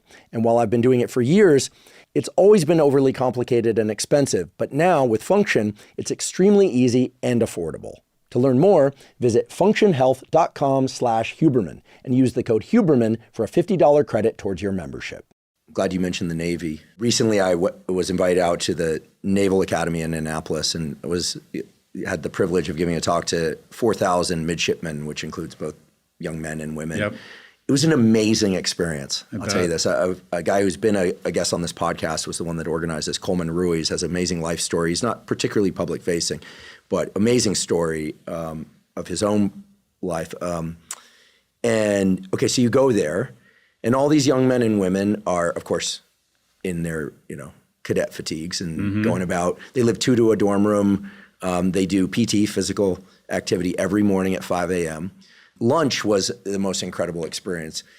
You walk into a dining hall with thousands of men and women, tons of noise. A bell goes off. Everyone's quiet. Everyone sits down. A bell goes off. Everyone starts eating. 15 minutes later, bell goes off. Everyone stands up and walks out. Everyone has to play a sport competitively. Everyone there is forbidden from using their phone most all of the day and night. One member of this dorm room might be studying while their roommate is sleeping. Every single question was about how to be a better human being physically, mentally, emotionally. And this visit was right in the early days of the recent war with Iran. So they had a lot to worry about. And they're very close to all these things. A young woman came up to me and told me that she's part of the space program now, the military space program. Amazing, just the complete contrast to everything that we're talking about. I thought to myself, goodness, these people, young people like this still exist. Yeah. All firm handshakes, all eye contact. And by the way, every color you could possibly imagine. Every color you could possibly imagine. Every stature you could possibly imagine. Yeah. Every income class. I would ask people, where are you from? Part of the meet and greet, the problem was they were like, my problem is I actually want to know about where people are from, what their name is, what they're interested in. That it can just take days, right? But it was incredible. And I thought to myself, okay, there's hope. We came out of there, our team was like, yeah, there's hope. Okay, it's associated with the military. I'm sure people will scratch at that point. But thank God that these kids and this thing that we call the Navy exists, because it was so inspiring. It made me level up as a 50-year-old man who thinks he's got his shit mostly together, emphasis on mostly. I was like, whoa, I step it up. Now, probably their only quote unquote flaw was I did a poll. There were a lot of questions about nicotine.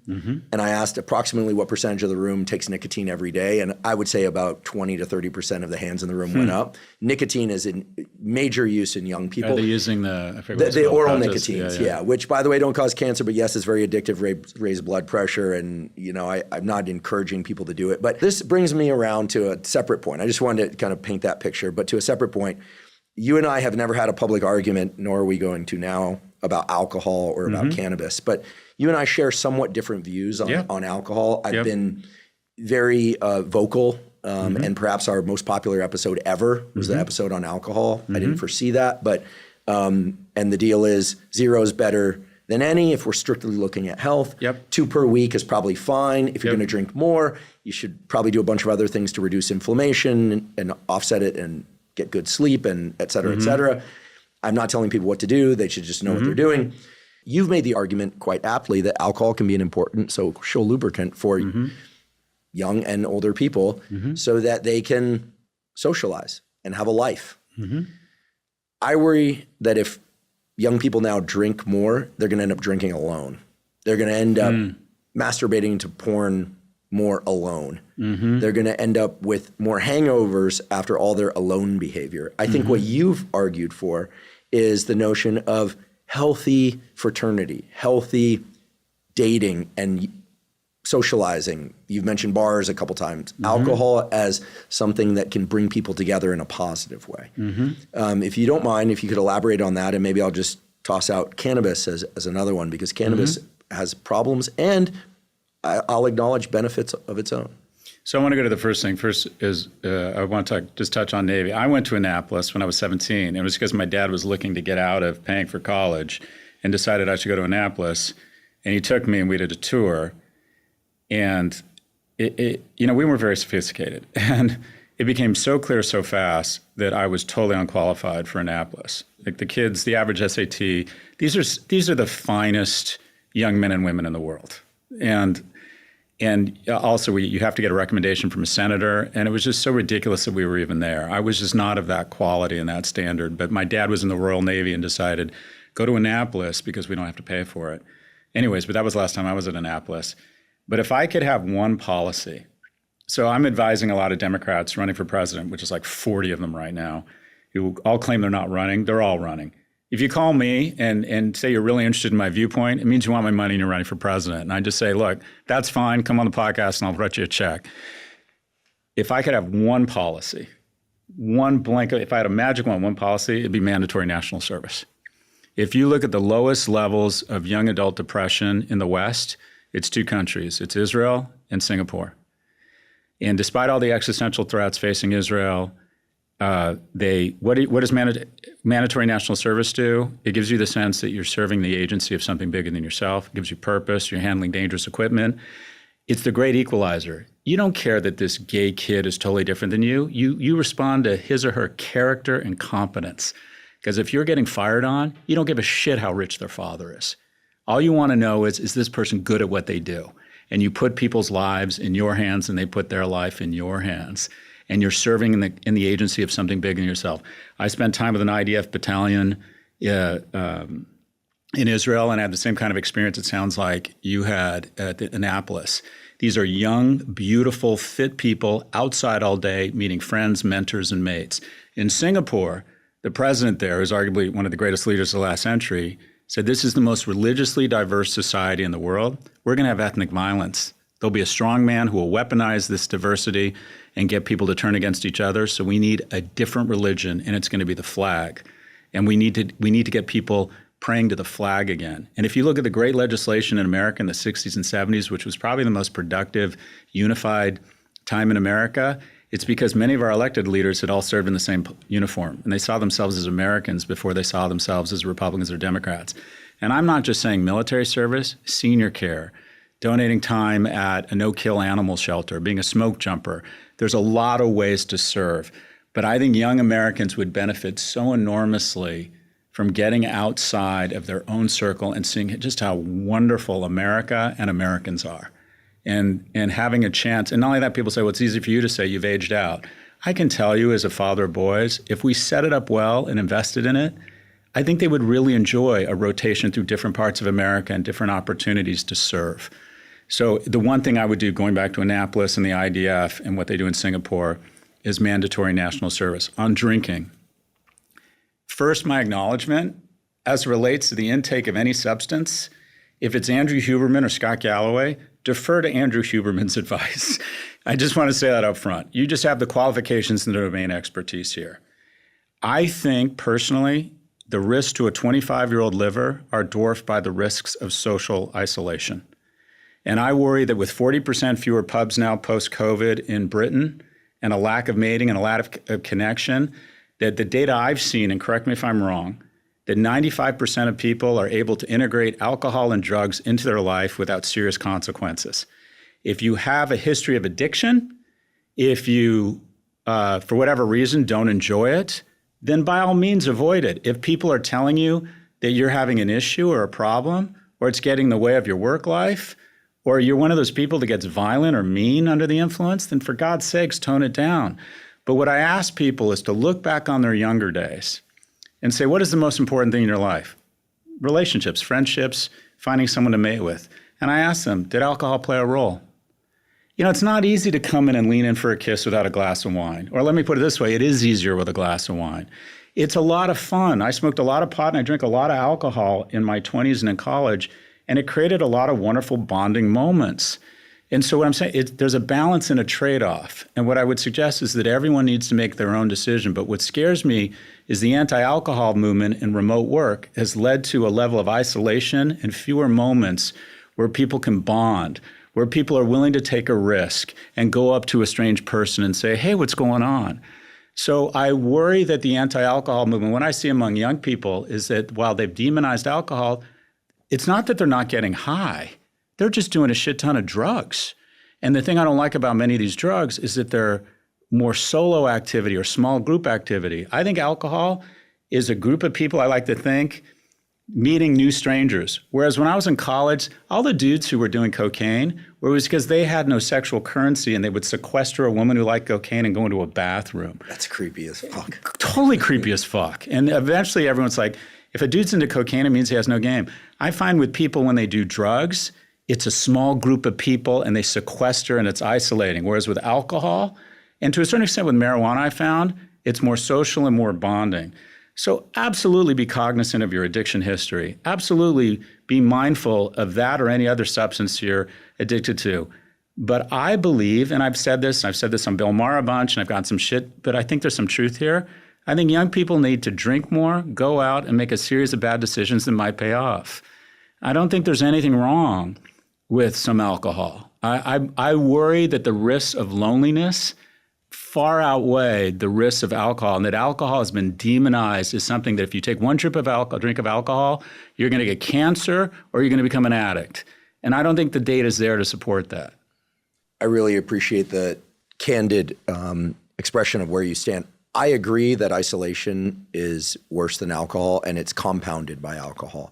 So to make that point clear, I went to UC Santa Barbara. We majored Speaking in of alcohol. It was part of the general education. I remember they had sand in the dorms. I'm like, why didn't I go to school here? Yeah, well, it did select for alcoholism if people had that predisposition, and you had to be disciplined to get your work done.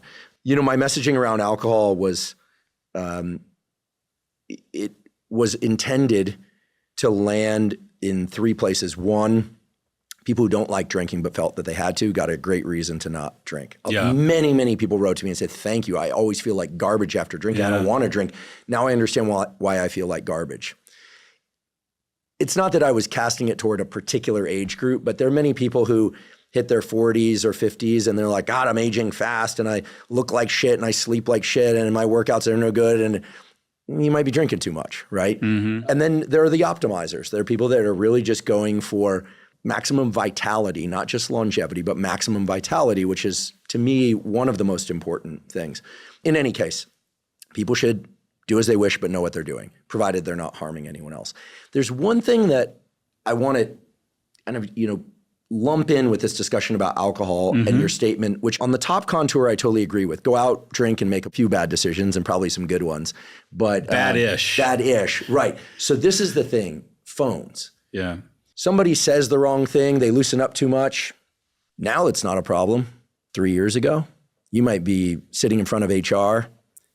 Your classmates might isolate you, right? You were in a fraternity. I wasn't in a fraternity. I grew up in the fraternity of skateboarding, punk rock music, and just the fraternity of Y chromosomes. Guys drink, they start saying stupid shit. With phones around, stupid shit is recorded. When stupid shit is recorded, it can be very harmful. And when you're drinking, you make less filtered decisions about what to say than when you're not drinking. So I'm not pushing back in that sense, but I could understand why a guy in his 20s or 30s would be afraid. A guy that would never, ever push himself on a woman, let alone something far worse, would never, ever drug somebody or anything. So I'm not talking about the Bill Cosby examples or this. I'm talking about the fear that exists in a lot of young guys, and probably should exist in a lot of young women too nowadays, based on what we've observed in cancel culture. In particular, I'm just going to say a lot of white women are afraid of the Karen movement, right?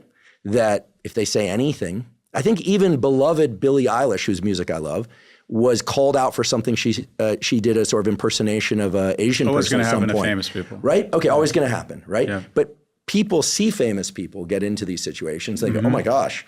So do I think Billie Eilish is a no. And I love her music. And she was mortified and she apologized. But it's enough to make people go. 100%. And maybe I just stay in my room and scroll on Instagram, So you can kind of get why the fear of drinking might also compound some of this, social media stuff that we're talking about. Yeah, so I want to acknowledge the point. I would like to say our hope that at some point I'm really glad a camera wasn't following me around 24/7 when I was 18. I can't imagine. That one time you said that one dumb thing, right? I just can't imagine. What I do think we are headed to, though, I'd like to think, is that in an era of social media and phones, that slowly but surely we're heading to a point of more grace where we forgive people, especially young people. So, there's been a bunch of movements where a lot of young people did things I really disagreed with on campus after October the 7th. I was less angry at them than some of the faculty because I'm like, I cut an 18-year-old a lot of grace, right? Or I try to. The thing I would push back on is that I think there's certain looking glasses into people's soul and one of like how they treat their pets and how they behave when they're drunk. And what I find is for every person who would say something stupid, there's more people when they get drunk who say, I just think you're wonderful. I'm so impressed by you. Or walk up to a woman and say, I just love your dress. Or God, you have such a beautiful smile. Or just walk up to her to begin with and say, and express interest. Expressing interest to someone is a wonderful thing. Or do you want to dance? Yeah, it says, I saw you, and by the way you move and the way you smile, I want you, I'm interested in you. That's a wonderful fucking thing. And so my sense is that for every negative thing, it may, of course, increase someone's bad judgment is revealed in an awful way. They got bigger problems than alcohol. What it also does is lower inhibitions. And I generally think the majority of people are good people. And I have found that the majority of my friends and the majority of people I'm with, when they have a little bit of alcohol, it lowers their inhibitions and they're more likely to hug you. And they're more likely to say how much they appreciate the friendship.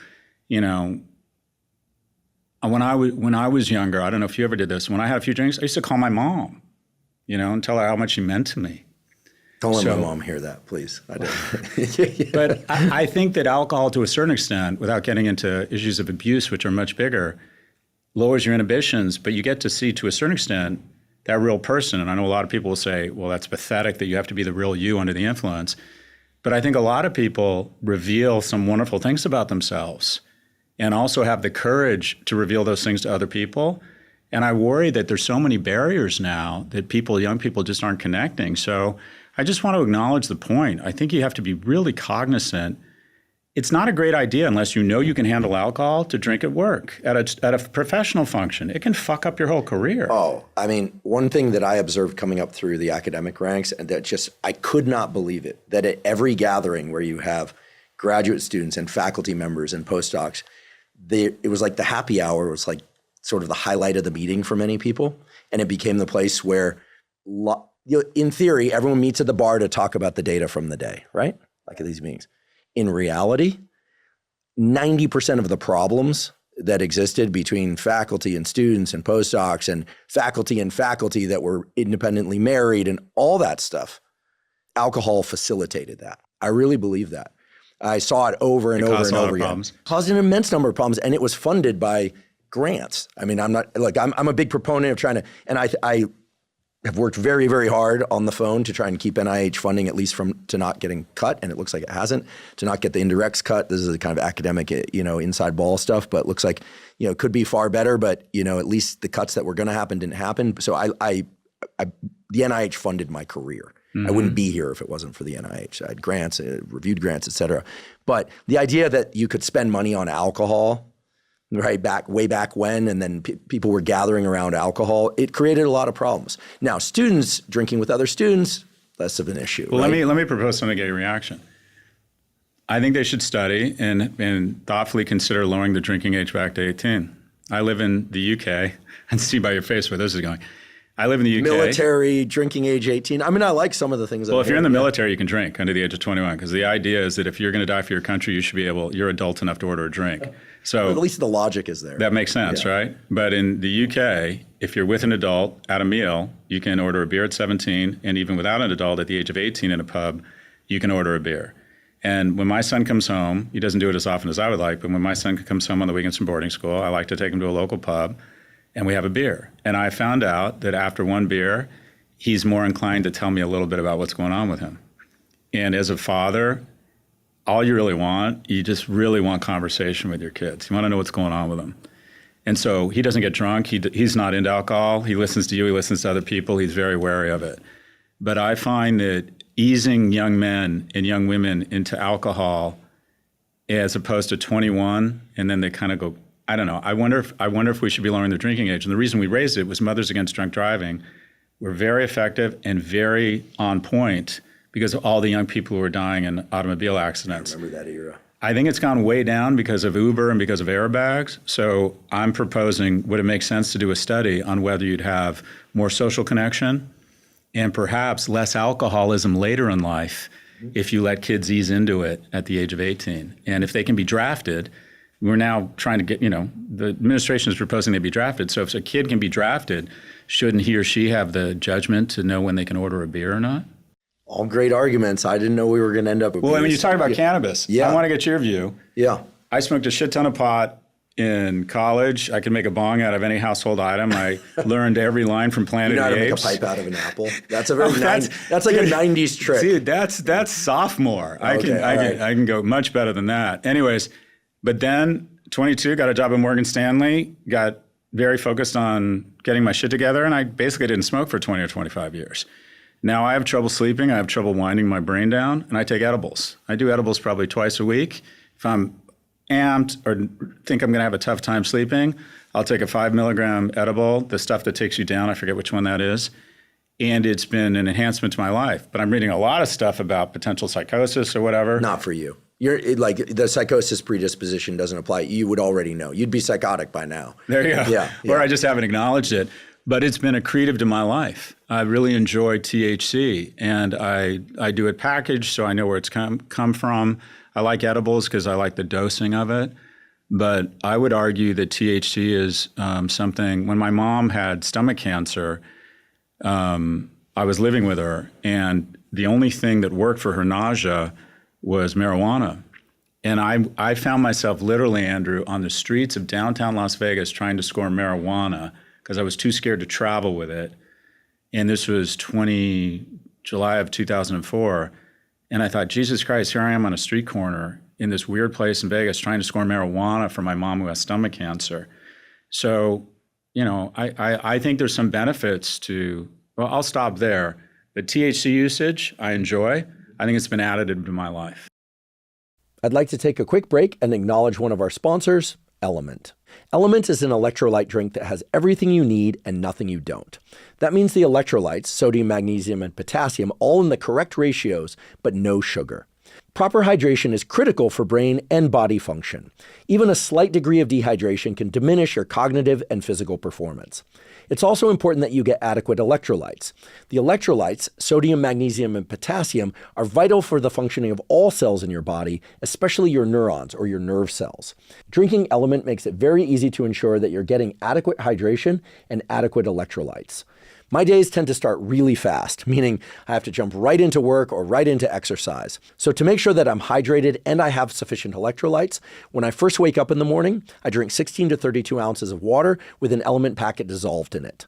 I also drink Element dissolved in water during any kind of physical exercise that I'm doing, especially on hot days when I'm sweating a lot and losing water and electrolytes. Element has a bunch of great tasting flavors. In fact, I love them all. I love the watermelon, the raspberry, the citrus, and I really love the lemonade flavor. So if you'd like to try Element, you can go to drinkelement.com/Huberman to claim a free Element sample pack with any purchase. Again, that's drinkelement.com/Huberman to claim a free sample pack.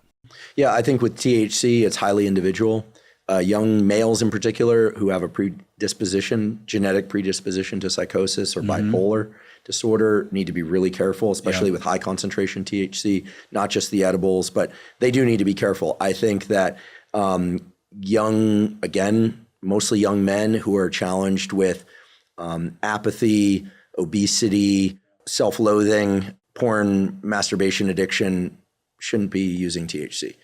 I think high agency, that seems to be the term nowadays, right? The guys that you mentor, a year in who are working out 3 times a week and they have a goal and they're hopefully seeking or in a relationship, they have a different self-view of themselves. And I don't see why that couldn't be a part of their week. It'll nuke their REM sleep, to be specific. If they come off, their dreams are going to be wild because they'll get more REM sleep. But creatives. There are a number of creatives who can use it appropriately to increase focus, get them out of anxiety or get them to cope with anxiety. And then there are just as many people that take it and it makes them incredibly anxious. So I think it's sort of on what backdrop. And I think the alcohol thing also is on what backdrop. If somebody's overweight, not working out, you know, a guy in their 20s or 30s that's dealing with, let's just paint a picture here. He's like playing video games. He's not like morbidly obese or anything, but he's like kind of overweight and he's kind of feels like shit. He shouldn't be drinking and smoking weed. He should be going to the gym and get himself in shape and then maybe have a couple beers a week with his buddies. So the context really matters. Well, I would argue never do substances alone. And during the week, try not to do substances if you got to be on point the next day, that it's something to be, you know, it's a recreation. The thing I'm curious to get your take on is one of the things I'm working with some young men on is I think the most under-researched addiction is porn. And my fear is that, I mean, if you look at what, again, I go back to big tech. Big tech's trying to convince young men, why go through the pecking order and the effort of trying to develop a friend group when you have Reddit and Discord? Why go through the bullshit of putting on a tie and trying to go into the office and make a good living and navigate the corporate world when you think you can make money trading stocks or crypto on Robinhood or Coinbase? And why would you go through the effort, the expense, the potential rejection of trying to have a kindness practice, look good, work out, endure rejection, all the expenditures of going out and trying to get a date when you have lifelike porn? And I'll use myself as an example. When I was at UCLA, I graduated from UCLA with a 2.27 GPA, which isn't easy because it means you almost, I failed 9 classes, right? And I still graduated. And by the way, talk about a different age. We were both children of the University of California, UC San Diego. Talk about how blessed we are. Talk about how just what winds, hurricane-like winds we had in our sails of prosperity. When I applied to UCLA, admissions rate was 74%, now it's 9. Graduated with a 2.27. You know what happened? Berkeley let me into graduate school with a 2.27 GPA. But anyways, back to UCLA. One of my motivators for going on campus was that there was a non-zero probability that I might meet a woman, establish contact with her, see my buddies, maybe get her to a fraternity party or get her to go on a date with me, and maybe at some point be physical with her. That was an enormous motivator for me. If I had lifelike porn on my phone, on my computer screen 24/7, I don't know if I would have been as motivated to go on campus as much. And there was little margin for error in terms of going on campus a few less times. And I worry that mojo, that desire to quite frankly go out and make your own bad porn is being reduced so much with lifelike porn that men aren't evolving into risk-taking, aggressive in a positive way men who are motivated to dress well, to work out, to approach strange women, to go through. I mean, it is hard. It is hard to find a partner. And what I say to these men is, welcome to the fucking work week. It's been hard forever. That's the whole point. Women are choosier than men, and there's a reason, right? We're trying to spread our seed to the 4 corners of the earth. They put up a much finer screen to pick the smartest, fastest, and strongest seed, and that's the reason why our kids are going to be smarter and taller than us. That's the way of the world. But when you reduce that desire, it's going to get in the way of not only you finding a mate, but developing the skills to be successful in all other parts of your life. So back to the basic premise, I wonder and worry if porn is the most under-researched addiction in the damage it's having on young men, because what I see amongst my colleagues, and I'd be curious if I actually spoke to a really thoughtful woman about this who's an addiction professor at Stanford. I'm sure you know her. I forget her name. Anna Lemke. Anna Lemke. Yeah, she runs our dual diagnosis addiction. Fantastic. Amazing woman, amazing human being. Immediately when we got off the podcast, said to me, if your marijuana ever becomes a problem, just call me. And she was sincere. That's totally Anna. Like, do you sense it? Immediately I'm like, she's the real deal. I'm like, do you sense it's a problem? I'm like, hold me, Anna. Anyways, but I don't think there's enough really good research out there on porn because I don't think people want to be known as the porn professor. And so I worry that we really don't know the impact. And what I see anecdotally is that I see a lot of young men who don't have that healthy fire because they think that they can just, they think, oh, it's like in the last 20 years, the guys who didn't have their own game or didn't want to be that successful, they would go to some low-income country and basically become sexpats. This has become, I think, a much broader version of that rather than level up, you'd rather just sit home and get a reasonable facsimile of a relationship or sex with porn. I wonder if that is more damaging than than people estimate right now. Yeah, it's a really important topic, and it's one that people contact me about all the time. Your analogy of what's happening with porn to sexpats, we should probably explain what expats are. People that leave the United States. I'm not sure everyone's going to follow that one. And sexpats are this community of people that I think they go to Southeast Asia or something, right. And where they can, or South America, where they can essentially buy whatever experience they want. Right. In general, I have to assume, I've truly never done this, nor do I have any interest, but I have to assume that these are men who just basically figure, well, that's low effort once they have the money, and real dating, real sex, if I may, it takes some work. It takes some learning, and especially if you want to be told genuinely good job and know that it's true. It's going to take, right. You have to get some reps in there. So put your ego on the line. Learn to communicate, learn to listen, all that stuff. The idea that porn is the much broader and more destructive analogous thing, I think is bullseye. The moment you said, I'm like, I think people need to hear that. Do you want to be that guy? I think with any behavioral change, the neuroscientist in me says, okay, we have circuits for kind of like things that are aversive to us. Like you have to engage the aversion, and you have to engage the appetitive aspect, right? Like so that there's a win and then there's something to avoid. I really think in order to get any real behavioral change, you need to push away from something and towards something else. Okay, so I think that porn, it's our most fundamental wiring. The two circuits in the brain that really crank out dopamine, okay? Circuits for reproduction, sex, and anger. There's this incredible study by a very controversial guy named Robert Heath in the 1960s. He was a neurosurgeon who would stimulate different areas of the brain. And unfortunately, he was into conversion therapy. So, he appropriately got run out of science for trying to make gay people straight by stimulating certain areas of the brain. Yeah, he was kind of a piece of shit person. But again, let's look at what he did separate from that. Immediately, people were like, I don't care about his data. But he gave people with electrodes in their brain, in certain studies, the option to stimulate anywhere they wanted. They could stimulate and get sexual arousal. They could get laughter. They could feel drunk. All the things we're talking about, really. They could feel soothing of the sort that their mother was holding them. The area that they chose to stimulate the most is in the central midline nucleus of the thalamus, an area that my lab has spent a lot of time on in other situations. And they would just lever press and lever press and lever press for the feeling of mild frustration and anger. Because the arousal associated with it is its own reinforcement. As a student of mine who's now hopefully soon to be a faculty member, I won't name the university, but she has an offer from a phenomenal university. Her name is Lindsay Soleil, and she's worked on this in a very, very mechanistic way. When we're angry, when we're frustrated, the link to the dopamine circuitry is just pounded out. We just all day long. And what's amazing is it doesn't attenuate. There's no threshold for anger. The more angry you get, the more frustrated you get, the more arousal you feel from that, you never satiate. There's no postcoital bliss. There's no, my belly is so full I feel like I'm going to explode.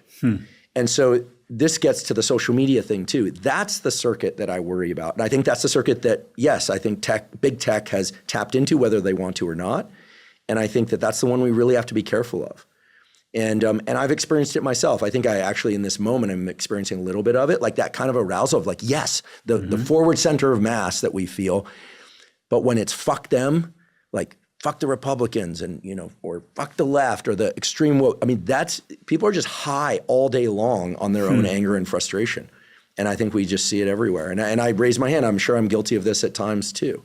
Yeah, that's illuminating because I correlate my anger to a pathway to feeling depressed. I struggle with anger and depression, and it usually starts as something triggers me. I get really angry, and then I feel like my blood turns to some sort of corrosive acid, and it just wears me down. That's adrenaline. I'm just depleted. I'm just depleted for 2 or 3 days. So I have a practice around trying to calm my anger, but just hearing you say that occasionally on one of my podcasts, when I see something that's inherently wrong and I point it out or unjust, I do feel like a rush, like I'm being a leader or a baller or pointing something out. You are. I will say, testosterone, a conversation we've had a little bit before offline, at the level of the brain, it makes effort feel good. Anyway, I don't want to go off on too much of a tangent, but I'd like your thoughts about how testosterone can be leveraged for good versus bad, and maybe even I don't know that we put everyone on testosterone. I'm not suggesting that it can nuke your fertility if you don't do other things to offset it. So kids, be careful. But what are your thoughts on testosterone and just sort of proactive male behavior, testosterone in adults, older generations taking testosterone? Well, I'm one of them. I'm on T therapy, and I do it because I quite frankly want to feel younger. It makes me stronger in the gym, better erections, even weird things like my skin. The way I would describe T therapy is it just kind of took me back 3 or 5 years in the gym. So I'm an advocate for it. You should do it under the guidance of a doctor, which I'm doing, but I'm a fan of it. And I think you've done really interesting work about hormone replacement theory. I've listened to a lot of your work on it.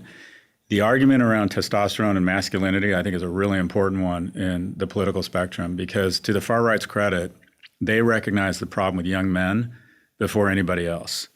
The problem is they conflate masculinity with coarseness and cruelty, and their solution was to take non-whites and women back to the 50s. Some of them. I'm not trying to protect them, but I would say, I don't know his political leanings, but my friend Jocko Willink has daughters.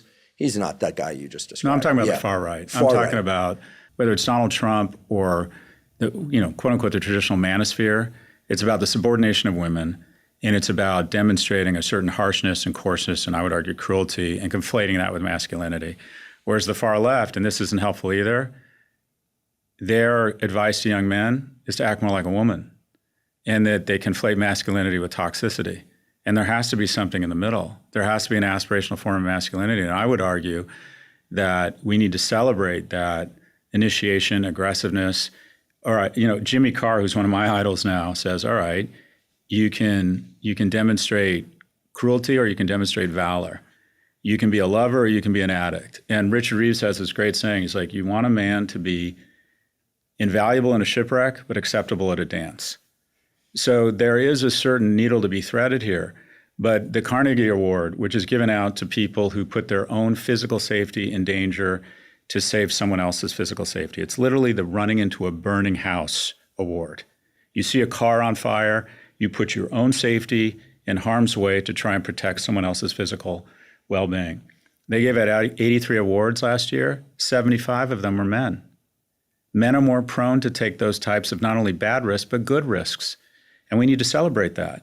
Now, you need both. You need both on the combat field, because men are more likely to rush out and try and save their comrade, but women are more likely to say, let's not be stupid, let's think this through. You need both of those. This is the great thing, is that both energy, when they come together, make a better world, but we seem to be very suspicious of that masculine energy right now. And I think it needs to be celebrated. There needs to be someone who sees movement in the tribe and immediately grabs the spear and goes and tries and kill it for the benefit of the community, who wants to put people on Mars and makes these crazy, ridiculous investments that make no sense and is super aggressive around these things. I think that's a wonderful energy. And when I went to the Democratic National Convention, I saw a parade of special interest groups talking about the very real issues they all face, but I didn't see one mention of the group that has fallen further faster than any group in recent history, and that is young men. Well, I think that's because based on the feedback I've received, for instance, when we had Terry Real on the podcast, who talks about, some balance of masculine and feminine phenotypes in therapy and partner-partner communication and these kinds of things, the pushback that I always get I got there, not because of Terry specifically, was as long as we can't talk about toxic femininity, these were clearly men writing to me, then this whole discussion feels imbalanced. That's how they feel. They feel like there's this idea that there are good men and there are bad men and there are really bad men. Totally agree. I've got the optics of a macaque monkey blindfolded on LSD when it comes to certain members of our species, but when it comes to men, I grew up in a big group of boys, et cetera, a big group of men. I get it. That statement is true. There are great ones, there are ones, and then there are like really bad dudes. So when you talk about manosphere, I would say if I had my way, manosphere would apply to just the really bad ones, because that name has become synonymous with really bad men. Okay, we can come back to that perhaps. But there is this issue that no one is allowed to say there's wonderful femininity, there's women with issues, right? And then there's bad women. You're not allowed to say it.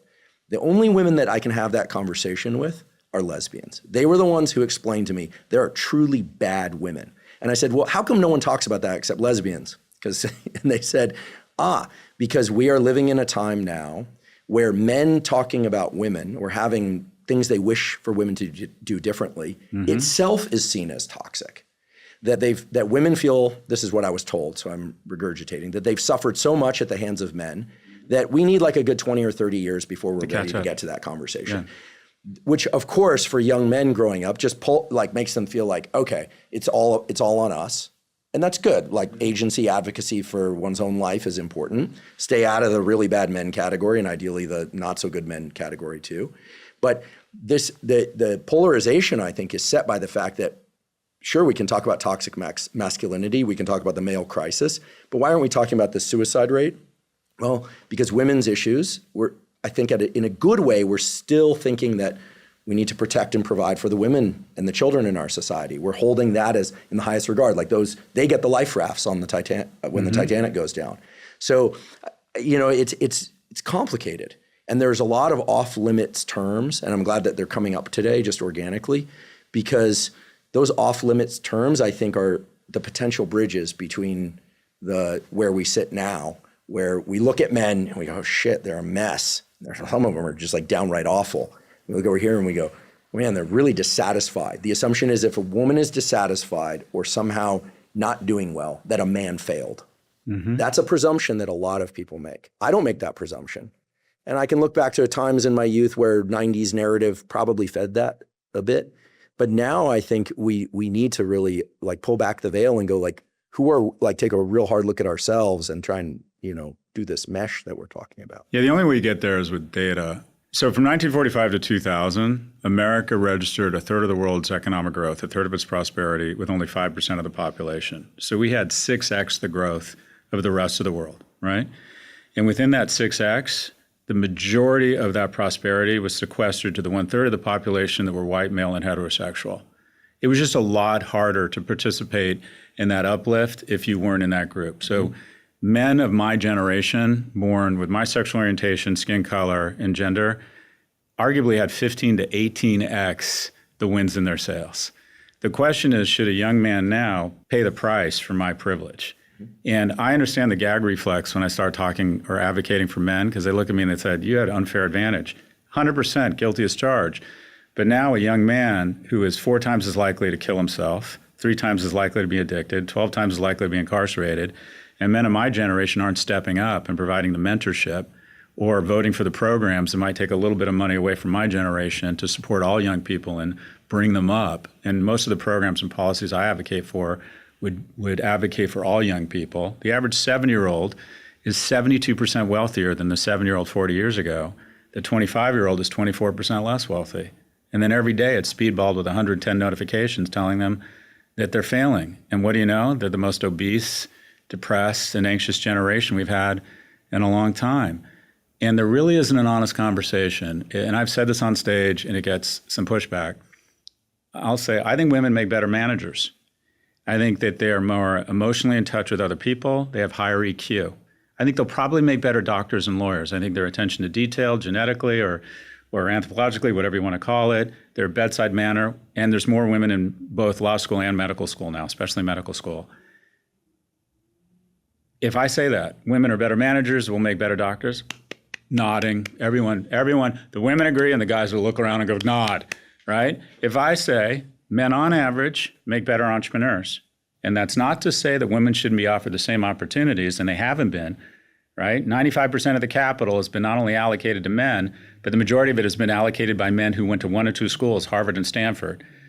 I don't feel safe around you. Who doesn't feel safe around you? It's fine to say women make better X, Y, and Z. To say men are better at anything. Well, if you better said it combat on soldiers. Let's be honest. If you said it on X, everyone would be like, "Cool, males make better entrepreneurs." If you said it in a room, again, I don't want to make this political, but we can't avoid this. If you said it among a more center to right-leaning crowd, I think you'd probably get less pushback, also from women. I think that's fair. I'm not saying it's who you're hanging out with, Yeah, well, I barely hang out with anybody, so I've got a very small world. But to your point, if you go to the Democratic National website, dnc.org, and they change this, but I talked about this a lot on CNN, left-leaning website. They said they have a page saying who we serve, and they outlined 16 special interest groups: veterans, the disabled, Black Americans, Native Americans, seniors. And I added it up, and it was 74% of the population. And when you say you're advocating for 74% of the population, you're not advocating for 74%. You're discriminating against 26%. And basically, the only people they didn't mention were young men. So I understand the notion that men have had so much disproportionate advantage that there needs to be a catch-up period, but I would argue it's gone a little bit overboard. Our school system, K through 12, I would argue is biased against boys. A boy is twice as likely to be suspended on a behavior-adjusted basis as a girl. A black boy 5 times as likely. 70 to 80% of K through 12 teachers are women. Who do people naturally advocate for? The people that remind them of themselves at that age. 7 in 10 high school valedictorians are girls. It's now 60-40 female-male in college. And so the bottom line is we leveled the playing field, and there's a little bit of bias, and women have totally blown by men. Fine, more power to them. But what do we do now that young men just, quite frankly, don't have obvious paths to prosperity, and young people aren't as economically prosperous relative as they used to be, and young men are disproportionately evaluated in society, especially in the mating market, on their economic viability? And I get a ton of pushback saying, no, I'm just looking for an emotionally in touch male. I think that is such bullshit. No, it's total bullshit. There's still economic hypergamy. Educational hypergamy has leveled out. There's a lot of women who will marry a guy who didn't go to college, or educational hypergamy has vastly reduced. But in cities where women make as much as men, so there's an equality, if you find a couple, twice as many couples, the male earns more money than the woman. Economic hypergamy is still an absolutely full force. So if we don't figure out a way to level up all young people economically such that there's more paths for economic viability for young men, I think it's just going to tear at our society. We're going to have lower birth rates, fewer people to support the very expensive programs, which make up 40% of our government spending now on people over the age of 65. And we're going to have real issues. And people say, well, that's repackaged violence, that men are more violent. I'm like, no, it's just the reality. If you look at every unstable, violent society in history, it always has one thing at the core of it, and that is a group of young men with a lack of economic or romantic opportunities. I don't care if it's Weimar, Germany, or some of the most unstable places in the Middle East or Africa. When you have the most dangerous person in the world is a young man who is lonely and broke, and we are producing way too many of them. And by the way, I don't think the remedy here is affirmative action for men. I just think that's too politicized. But we have to stop transferring wealth from people their age to people my age. Why the hell are we transferring every year $1.3 trillion from a generation that is the most anxious, depressed, and obese in American history to the wealthiest generation in the history of the planet, called Social Security? That's a third rail in politics. I'm not suggesting anyone should die in poverty. Should you and I get Social Security? No, we don't need it. No, I don't need it. I mean, we don't need it. Probably a third of seniors really don't need Social Security. But you get near that, you can't get elected, right? 40% of all government spending is going to people over the age of 65. It's going to be 50% within 10 years. We spend more money on ICE than we spend on children. I mean, it's just, there's my generation. I don't even think of us, I'm on the edge of Gen X baby boomer. The best way to describe my generation would be the vampire generation. We were never drafted into war. We never really had to serve. And what has my economic complexion been in America? Unprecedented prosperity, but the lowest taxes in modern history. So a lot of these solutions I just think are common sense. We need to do away Social Security tax, right? 6% up to $160,000. So a kid working for me making $150 or $160K, good living, they pay $9,000. I make a lot more than that. I pay $9,000 because it tops out at $160,000. Why does that make any sense? Two biggest tax deductions, mortgage interest rate and capital gains. Who owns homes and stocks? People our age. Who rents and makes their money from current income? All the dudes in this office, the young kids, right? We are literally transferring trillions of dollars from young people to old people. And we wonder why young men feel anxious when they are disproportionate. 75% of women say economic viability is key to a mate. It's only 25% of men. Women still look at men as economic providers. And so you have this entire generation of young men who feel like they have no purpose, no on-ramps to the middle class, and are being evaluated on a set of criteria that get harder and harder for them each year. And then this like unbelievable set of expectations that they're taught they should have, because it seems like everyone else is making $1 million selling ETH, or is in amazing shape, or has a ridiculously hot boyfriend or girlfriend, and has artist passes to Coachella. So it'd be shocking if they weren't depressed and obese. Wow. The analogy that comes to mind is academic science. I used to joke, the advantage of having a dad who was a scientist who was also a little bit irreverent was that I grew up around an understanding of how academics works, and early on I thought, look, as much as I love my colleagues, like a lot of them need to retire.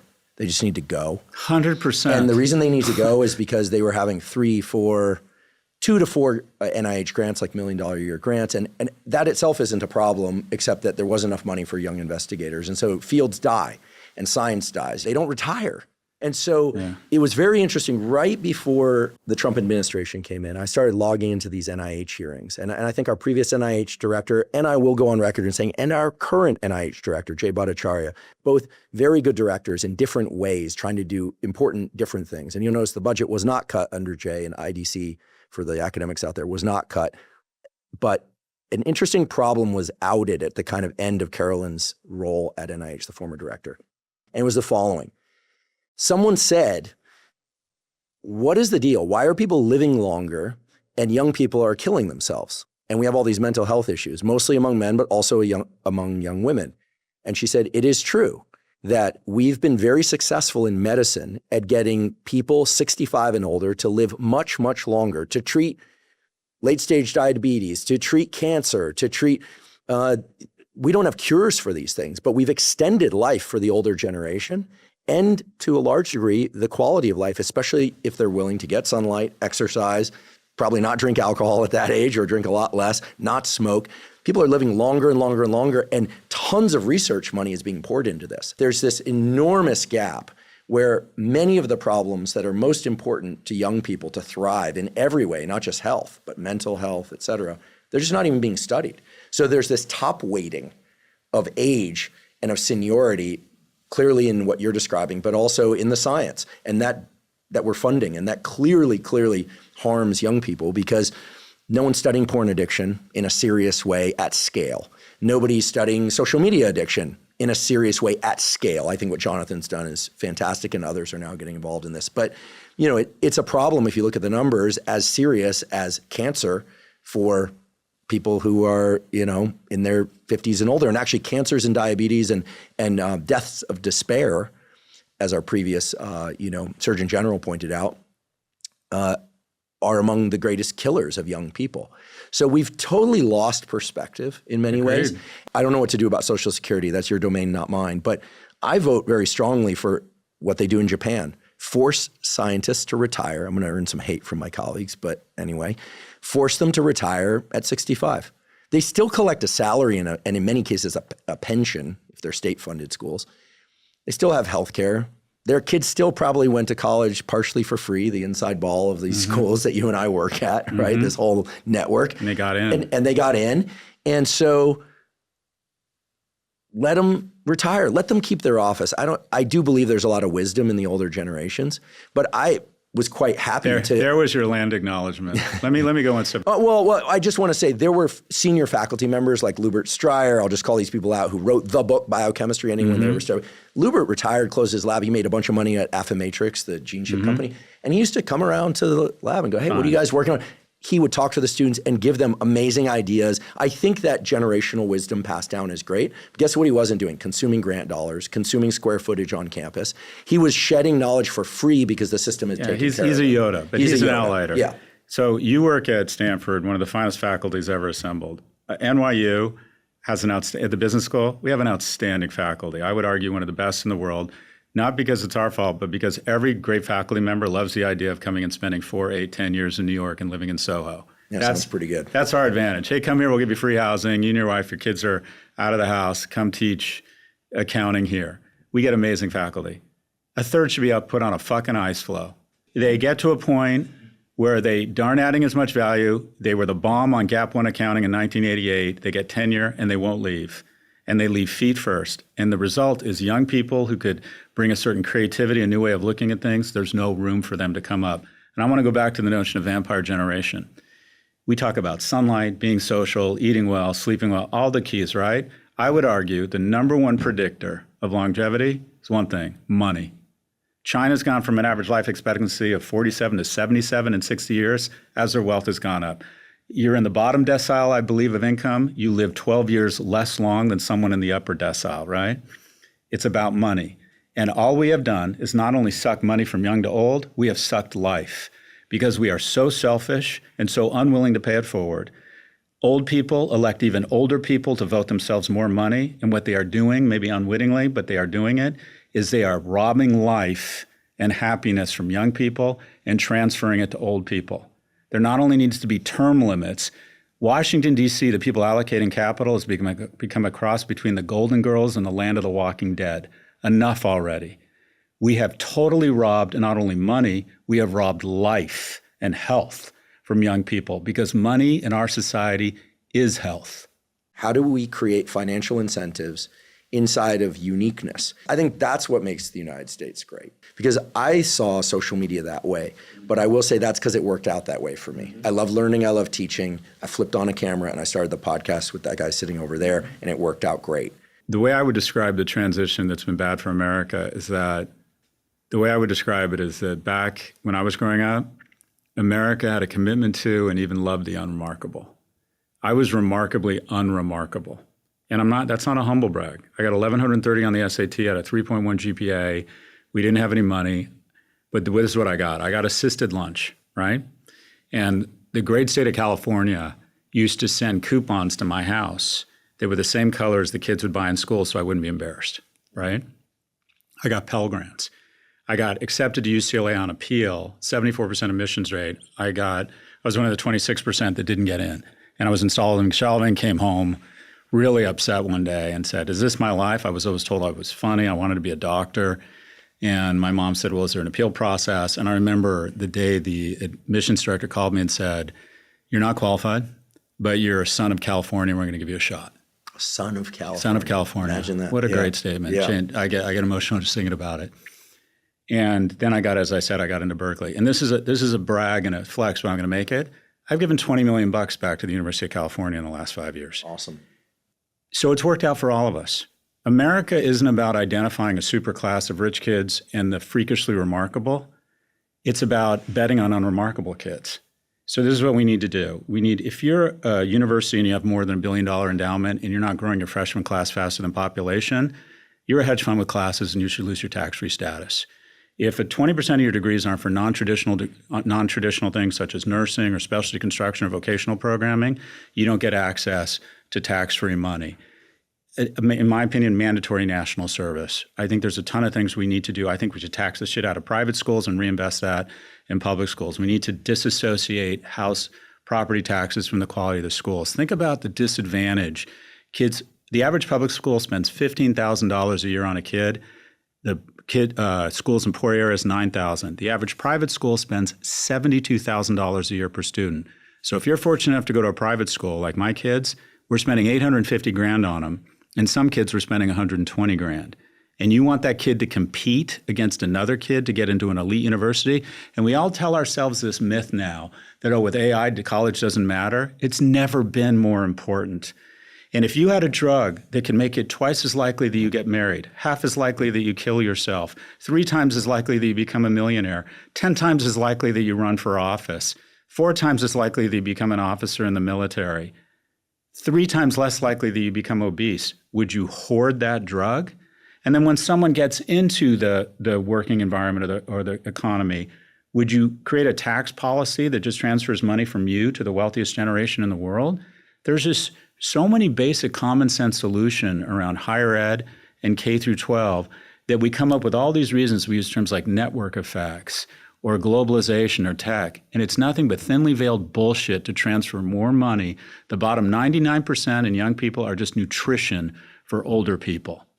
And it's just, to me, it's fairly obvious. They're just common sense solutions. And higher ed has become, unfortunately, an emblematic of the rejection, LVMHing of America, where you either at the age of 18 have to be freakishly remarkable. Are you captain of your lacrosse team and building wells in Africa? Then fine, come in and we'll put you on a glide path to potentially being a billionaire or president. But say you're unremarkable, sorry, you're shit out of luck. Maybe you can build a data center somewhere and maybe get into the middle class. And by the way, we don't even have an apprentice culture in this environment. So many parents feel so shamed when their kid doesn't get into elite university. 11% of LinkedIn profiles in Germany and the UK say apprentice. It's 3% here because parents feel shamed if their kid doesn't get into an elite university. We need to dramatically expand vocational programming, freshman classes, and stop this insane transfer of wealth and health from young people to old people. And higher ed, unfortunately, our industry is at the tip of the spear of fomenting this rejectionist bullshit culture where we've identified we're the arbiters of success. You know who gets into Stanford and NYU? Two cohorts. The children of rich people, you're 77 times more likely to get into an elite university if you're a top 1% household, or the freakishly remarkable. And here's the thing. I can prove to us all mathematically that 99% of our children are not in the top 1%. America loved the unremarkable when I was a kid. It's fallen out of love with the unremarkable. Is America about identifying a superclass to become billionaires, or is it about planting as many seeds as possible? Because no one can be the arbiter of greatness at 18. No one was going to see me at 18 and go, someday you might have an impact and you'll be wealthy. No one would have known that. And we've decided, no, we're about the children of rich people and we're about the freakishly remarkable. And everybody else, in my opinion, hopefully gets to the middle class. But if you don't, there's big tech waiting there to addict you. There's a tax policy that might impoverish you. I think that young people say about young people they're entitled. I think they're entitled to be enraged. I can't imagine the rage they must feel right now. That they look up, they look sideways, and they see all this prosperity. And they look at my generation and see the benefits we've accrued. And we want to spend $2 trillion a year on their credit card. We spend $7 trillion a year. We take in $5 trillion, and that $2 trillion is all going, that incremental $2 trillion is all going to seniors. I'm in the club doing rails of ketamine and champagne, and the closest a young person gets is they get to throw their credit card in and I'll keep swiping it. I mean, it is literally morally corrupt what we are doing in terms of deficit spending and how we are prioritizing our budget. Our budget reflects our values, and our values are all fucked up and have said, let's party, right? The baby boomers, let's party like there's no tomorrow. And the young people, well, they're going to have to clean up the house, and the garage is on fire and the dogs are going to be pregnant, but that's their problem because I'll be dead by then. This generation, my generation, for some reason, does not feel the same obligation to pay it forward or back and create infrastructure and investments for young people. And to me, it feels fairly obvious. And the solutions are fairly common sense, but we'll have thoughtful conversations, and Social Security will be a third rail, and we'll have thoughtful reasons for why. When I sell my business, the first $10 million should be tax-free. The last business I sold, first $10 million is tax-free. What the actual fuck? They say, well, Scott, entrepreneurs are more productive. We want to unleash our productivity, our most productive. I had no idea what tax policy. People don't start businesses because of tax policy. Did you know did you know about 1202? If you sell this business, the first $10 million is tax-free if I think it's a C Corp. That's not why people start businesses. No. But every day there are new tax policies that do one thing, transfer money from those dudes to us, more me than you, because you're 10 years younger than me. It needs to stop. There's basic tax policy, basic health and human services policy, right? Why on earth, you're a doctor? For God's sakes, we spend $13,000 per individual for more obesity, more anxiety, more depression than every other G6 nation. We should absolutely have nationalized, socialized health care. The bottom 99%, again, are just a fucking body bag of nutrition for the top 1%. Monetizing healthcare, I'll put that to you. I absolutely think we need single-payer socialized medicine right now. I think it is indefensible to healthcare in this country. 40%, I apologize, I'm going off script here. 40% of households, medical or dental debt. You don't have kids? Do you realize what kind of shame you would feel as a father if your 16-year-old girl gets a screaming toothache and you have to go into debt to get her a root canal, and that hangs over you for the next 2 or 3 years? I'm all for robbing it from Social Security because I like that idea. The moment you say, nationalize health care, I think, oh boy, here we go again. But I like the idea of robbing it from Social Security. I'm not talking about taking old people and turning them out to pasture and letting them wander the streets, mumbling to themselves. I do think that taking care of the older generation is important, but I do think we are a very top-heavy culture. And maybe because I want to, I consider you Gen X as opposed to Boomer. I appreciate that. I really do. And actually, it raised a question for me. Feel free to say pass. You don't want to answer. But earlier you said you're somewhat, I don't know, bashful or you have this issue around your age. Like my friend Kelly Starrett, who's a PhD in physiology, amazing trainer and stuff. He said the best thing about turning 50 when I was turning 50, he's like, you're going to be among the best in shape for your decade. And I mean, look, you look great for a 40-year-old. Like you're killing it. You're fit, all this stuff.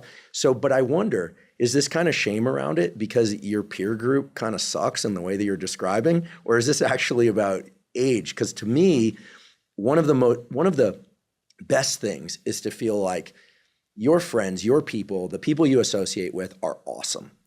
And your generation, I think Gen X is an incredible generation. As this conversation continues, I'm thinking more and more about the responsibility and both the failures and the opportunities to remedy things for the next generation. That's how we started this conversation. So 2 questions there. First of all, is that what that's about? Like your peers kind of suck and you don't want to be a part of it? Because I consider you Gen X, and I'm not just trying to, what do the kids say, glaze you here. You're winning on every dimension, and you got 2 what sounds like healthy, productive boys. Like you got it all, man. Like I think a lot of it comes down to very just base things, and that is a fear of death. I mean, I'm afraid of getting old and being unhealthy. I don't mind the death part. Also, just a fear or just wanting to feel young and vigorous and masculine and feel like that's slipping away from me. Biology's undefeated. So I think I'm a little bit youth obsessed and a little bit ageist. So I think I have just a fear of aging. But just the call out about paying it forward and the call out to your, I know a lot of young men and a lot of successful men listen to this podcast. Like I think my generation on a lot of levels, we're talking about tax policy, but men aren't stepping up with respect to young men. If you look at the single point of failure, if you were to reverse engineer when a boy comes off the tracks, it's when he loses a male role model through either death, divorce, or abandonment. When a boy loses a male role model, and 90% of the time, a single parent home is headed by a woman, as mine was, at that moment, he becomes more likely to be incarcerated than graduate from college. And men aren't stepping up. There's 3 times as many women applying to be big sisters in New York as there are men applying to be big brothers. And some of it is a taboo that men are concerned or self-conscious about expressing an interest to get involved in a boy's life because of sexual abuse from the Catholic Church and Michael Jackson and the rest. But there are a ton of men out there in their 30s. I think you have a bunch of them working with you that may or may not have kids of their own. You don't have to be CEO of Goldman Sachs. You don't have to have a degree in adolescent psychiatry. You just have to be a good man trying to live a virtuous life. And as someone who mentors young men, I can tell you it is so easy to add value. Just showing an interest, answering basic questions. This is a question I literally got now 6 weeks ago from a young man I'm mentoring. I'm on this new diet. I'm just drinking pineapple juice and creatine. Okay. I don't have a medical degree, and I can tell you that's wrong. Mm-hmm. Another question I got 8 weeks ago. I saw this amazing thing. I'm moving to Alaska, Scott. You're moving to Alaska? I saw this amazing thing on National Geographic. I've decided I want to move to Alaska. You have a good job and your mom is sick, right? Yeah. Why are you moving to Alaska? You're going to quit your job and move to... If you just ask basic questions, you add value to these young men's lives. Mm-hmm. Just real basic stuff. Well, I'm feeling depressed. Did you get outside? Are you working out? There needs to be a societal zeitgeist that a moment a young man doesn't have men in his life, that the tribe moves in and injects young men into their life. And the call out to men is, there's this great quote in one of the Paul Wes Anderson movies, Magnolia, where the guy says, I have love to give. I just don't know where to give it. I just don't know where to put it. It's such a wonderful statement. I think there's so many men out there that have real, I think some of the most rewarding types of love is to give fraternal and paternal love. My purpose, my thing in life is to try and prepare my men for others, prepare my boys for others. That's my job. It gives me purpose. I think there's so many men out there that could offer so much fraternal and paternal love to a young man or a boy, and they don't do it, either because they're too lazy or they're not stepping up, or they're worried that people will suspect them of something. And there's so much need. And this is what you do. You find a single mother in your workplace and say, going to a game, does your son want to join me or join me and my boys? Does your son want to hang out? Washing your car, going to a game, whatever it is. That is in my opinion, that is the easiest solve that doesn't involve the government right now. But the bottom line is, men of our age aren't stepping up. And I couch it in masculinity. You take care of yourself. That's the first circle. You affix your own oxygen mask. You can't take care of other people unless you're economically and emotionally somewhat viable. You take care of your family, you take care of your extended family, you take care of your community. But the ultimate expression of masculinity is to get involved in the life of a child that isn't yours. And not enough men are doing it, even really successful men. They're not stepping up. They're not helping young men. And the easiest thing to do, and it's so rewarding. I can't tell you, it makes me feel, and I don't do enough of it, but I do mentor young men. It's just so easy to add value. They make such stupid fucking decisions. My job with my sons is to be their prefrontal cortex. No, you have to wear shoes to school. I know this is right. Wear shoes to school. So anyways, the call out, if we want better men, we have to be better men. I don't think you can really hit the pinnacle of what it means to be successful in masculinity unless you're involved in the life of a child that isn't yours. We have the most single-parent homes of any nation in the world. We used to be number 2 to Sweden. We passed them 2 years ago. But that's what I would call, I constantly talk about government fixes because I'm a lefty. The easiest societal fix is, quite frankly, is just male mentorship. Yes, yes, and yes. Totally agree. I was very proactive in going out and seeking them. One feature of that I just wonder if we can kind of superimpose or superimpose some solutions on top of, would be a better way to put it, is, for instance, I had no interest in playing football, but kept getting hurt skateboarding. So I learned how to weightlift and make my body stronger from the football coach, who was this amazing guy who wrote the original script for Mr. Mom. He wrote a play, Wait Till Your Mother Gets Home, that became Mr. Mom. He was like big buff guy, his wife. Michael Keaton, Terry Garr. Right. That's right. But so people would say he didn't write that, but this guy, Bob Peters, was like a physical specimen. And he also played the piano and he raised these kids, and his wife dared him. She said in the early 70s, she said, you couldn't do what I do. And so that was how the whole thing came to, he realized, you're right, it's really, really tough. So I went to him for working out advice, but not for other sources of advice. I went to different men for different sources of mentorship. It'll become clear what I'm saying here in a moment. My academic advisor, my PhD advisor, was an incredible woman. So I was mentored by women too, but that's characteristic of academia. Was your father very involved in your life? He was. I mean, we had, my parents split up in adolescence. And so we had our challenges over the years. Over time, my dad, having been a scientist, first generation immigrant. How old were you when your parents split up? 14. And did other men kind of move in, or was your father still very involved? I sought out other mentors at that point. I resented science. I resented what he was a part of. We eventually made amends. He's actually been a guest on the podcast. He's a physicist. Really helped me understand his trajectory, and and we've worked out our stuff. But at that time, it was it was skateboarding. It was lifting weights. It was I wanted to become a firefighter. Actually took fire science courses and did that, and then eventually tripped and fell into science and menteed myself to a wonderful professor at Santa Barbara, and then the story unfolds. Yeah, and you're gonna gag on this, but you're exceptional. Most 14-year-olds aren't exceptional and go out and find mentors.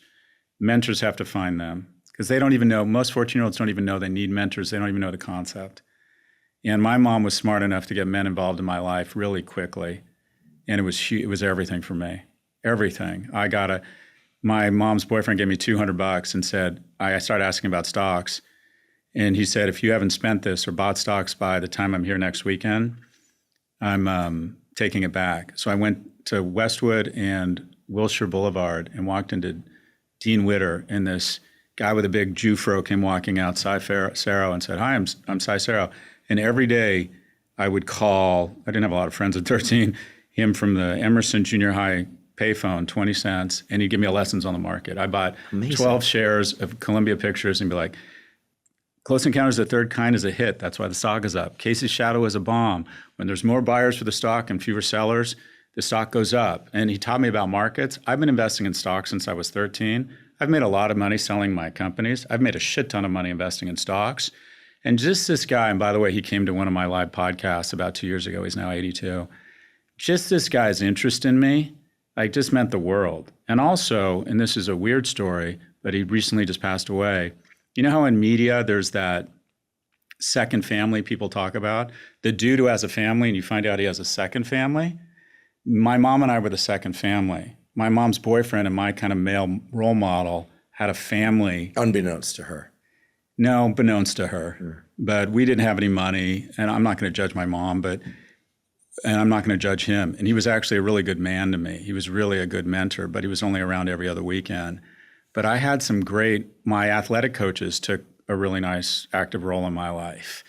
And when I think about what it would have been like, because the reality is you have this healthy instinct as a boy to start rejecting your parents at a certain age. And not only that, I see it with my boys. Their mom's voice literally becomes white noise to them. They stop hearing it. And they take her seriously, or literally, but not seriously. But even just saying the boys needed men 5 years ago, this dialogue has come so far, was triggering to some people. What, women can't raise good men? No, my mom raised me light of my life. But if I had not had a bunch of men who just naturally stepped in, there was a guy across the hall who noticed that it was just me and my mom. He would come over with his girlfriend to me every other week and say, do you want to come horseback riding with us? Right? Because he knew I was being raised by my mom. It was a natural instinct for him to come over and take me out. And I worry that we've lost that we don't have enough male mentors. Wow. We're going to have to do 10 podcasts. I've got so many more questions, and I didn't get to a lot of things. Scott, I have to say, it's been amazing to get to just sit with you and learn from you. I'm delighted that we had this conversation. I hope appreciate that. The fact that we had it, I don't know how polarized people view us as, but that alone was important to me. But I'm going to think a lot about many of the things you said. You've talked about having a code, this notion of really being a provider and a protector, building a financial foundation for oneself, putting service over attention to self, and just so many things of value. This is one that I know many people are going to come back to over and over again.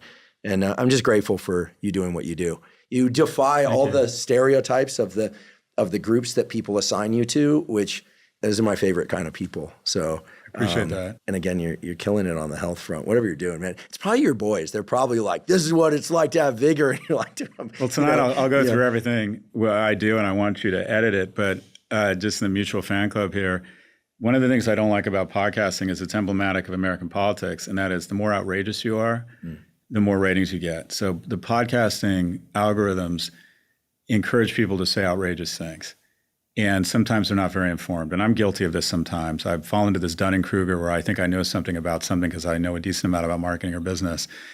And I think in our leaders, we need to make intelligence and honesty and science cool again, and you're doing that. And I worry sometimes a lot of our most senior elected officials on the health side are not making intelligence or science cool again. I have friends there, and I'll just tell you, they're not biologists. They need to talk to the biologists. That's my point. Yeah. You have real domain expertise. I think you are making science and intelligence cool again, and I think the nation is in desperate need of that.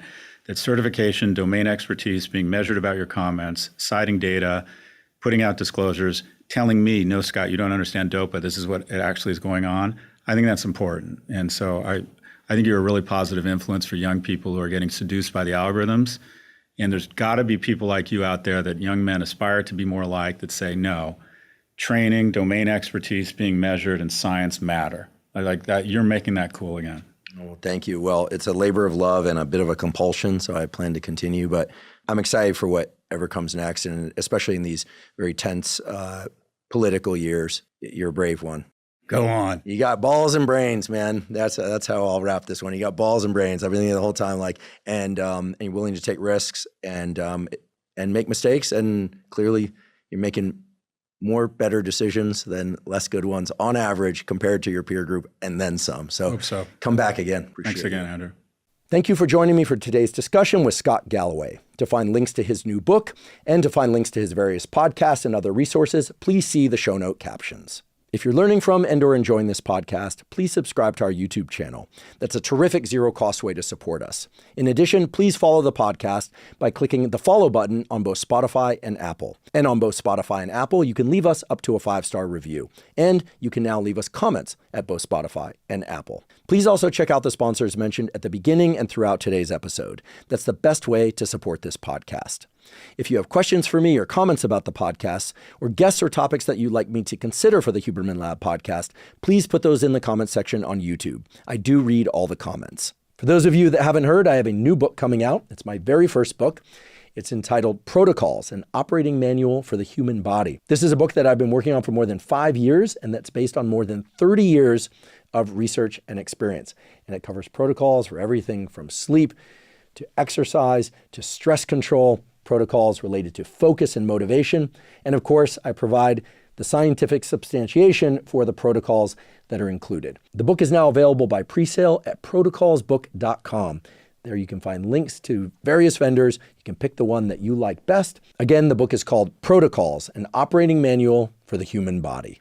And if you're not already following me on social media, I am Huberman Lab on all social media platforms. So that's Instagram, X, Threads, Facebook, and LinkedIn.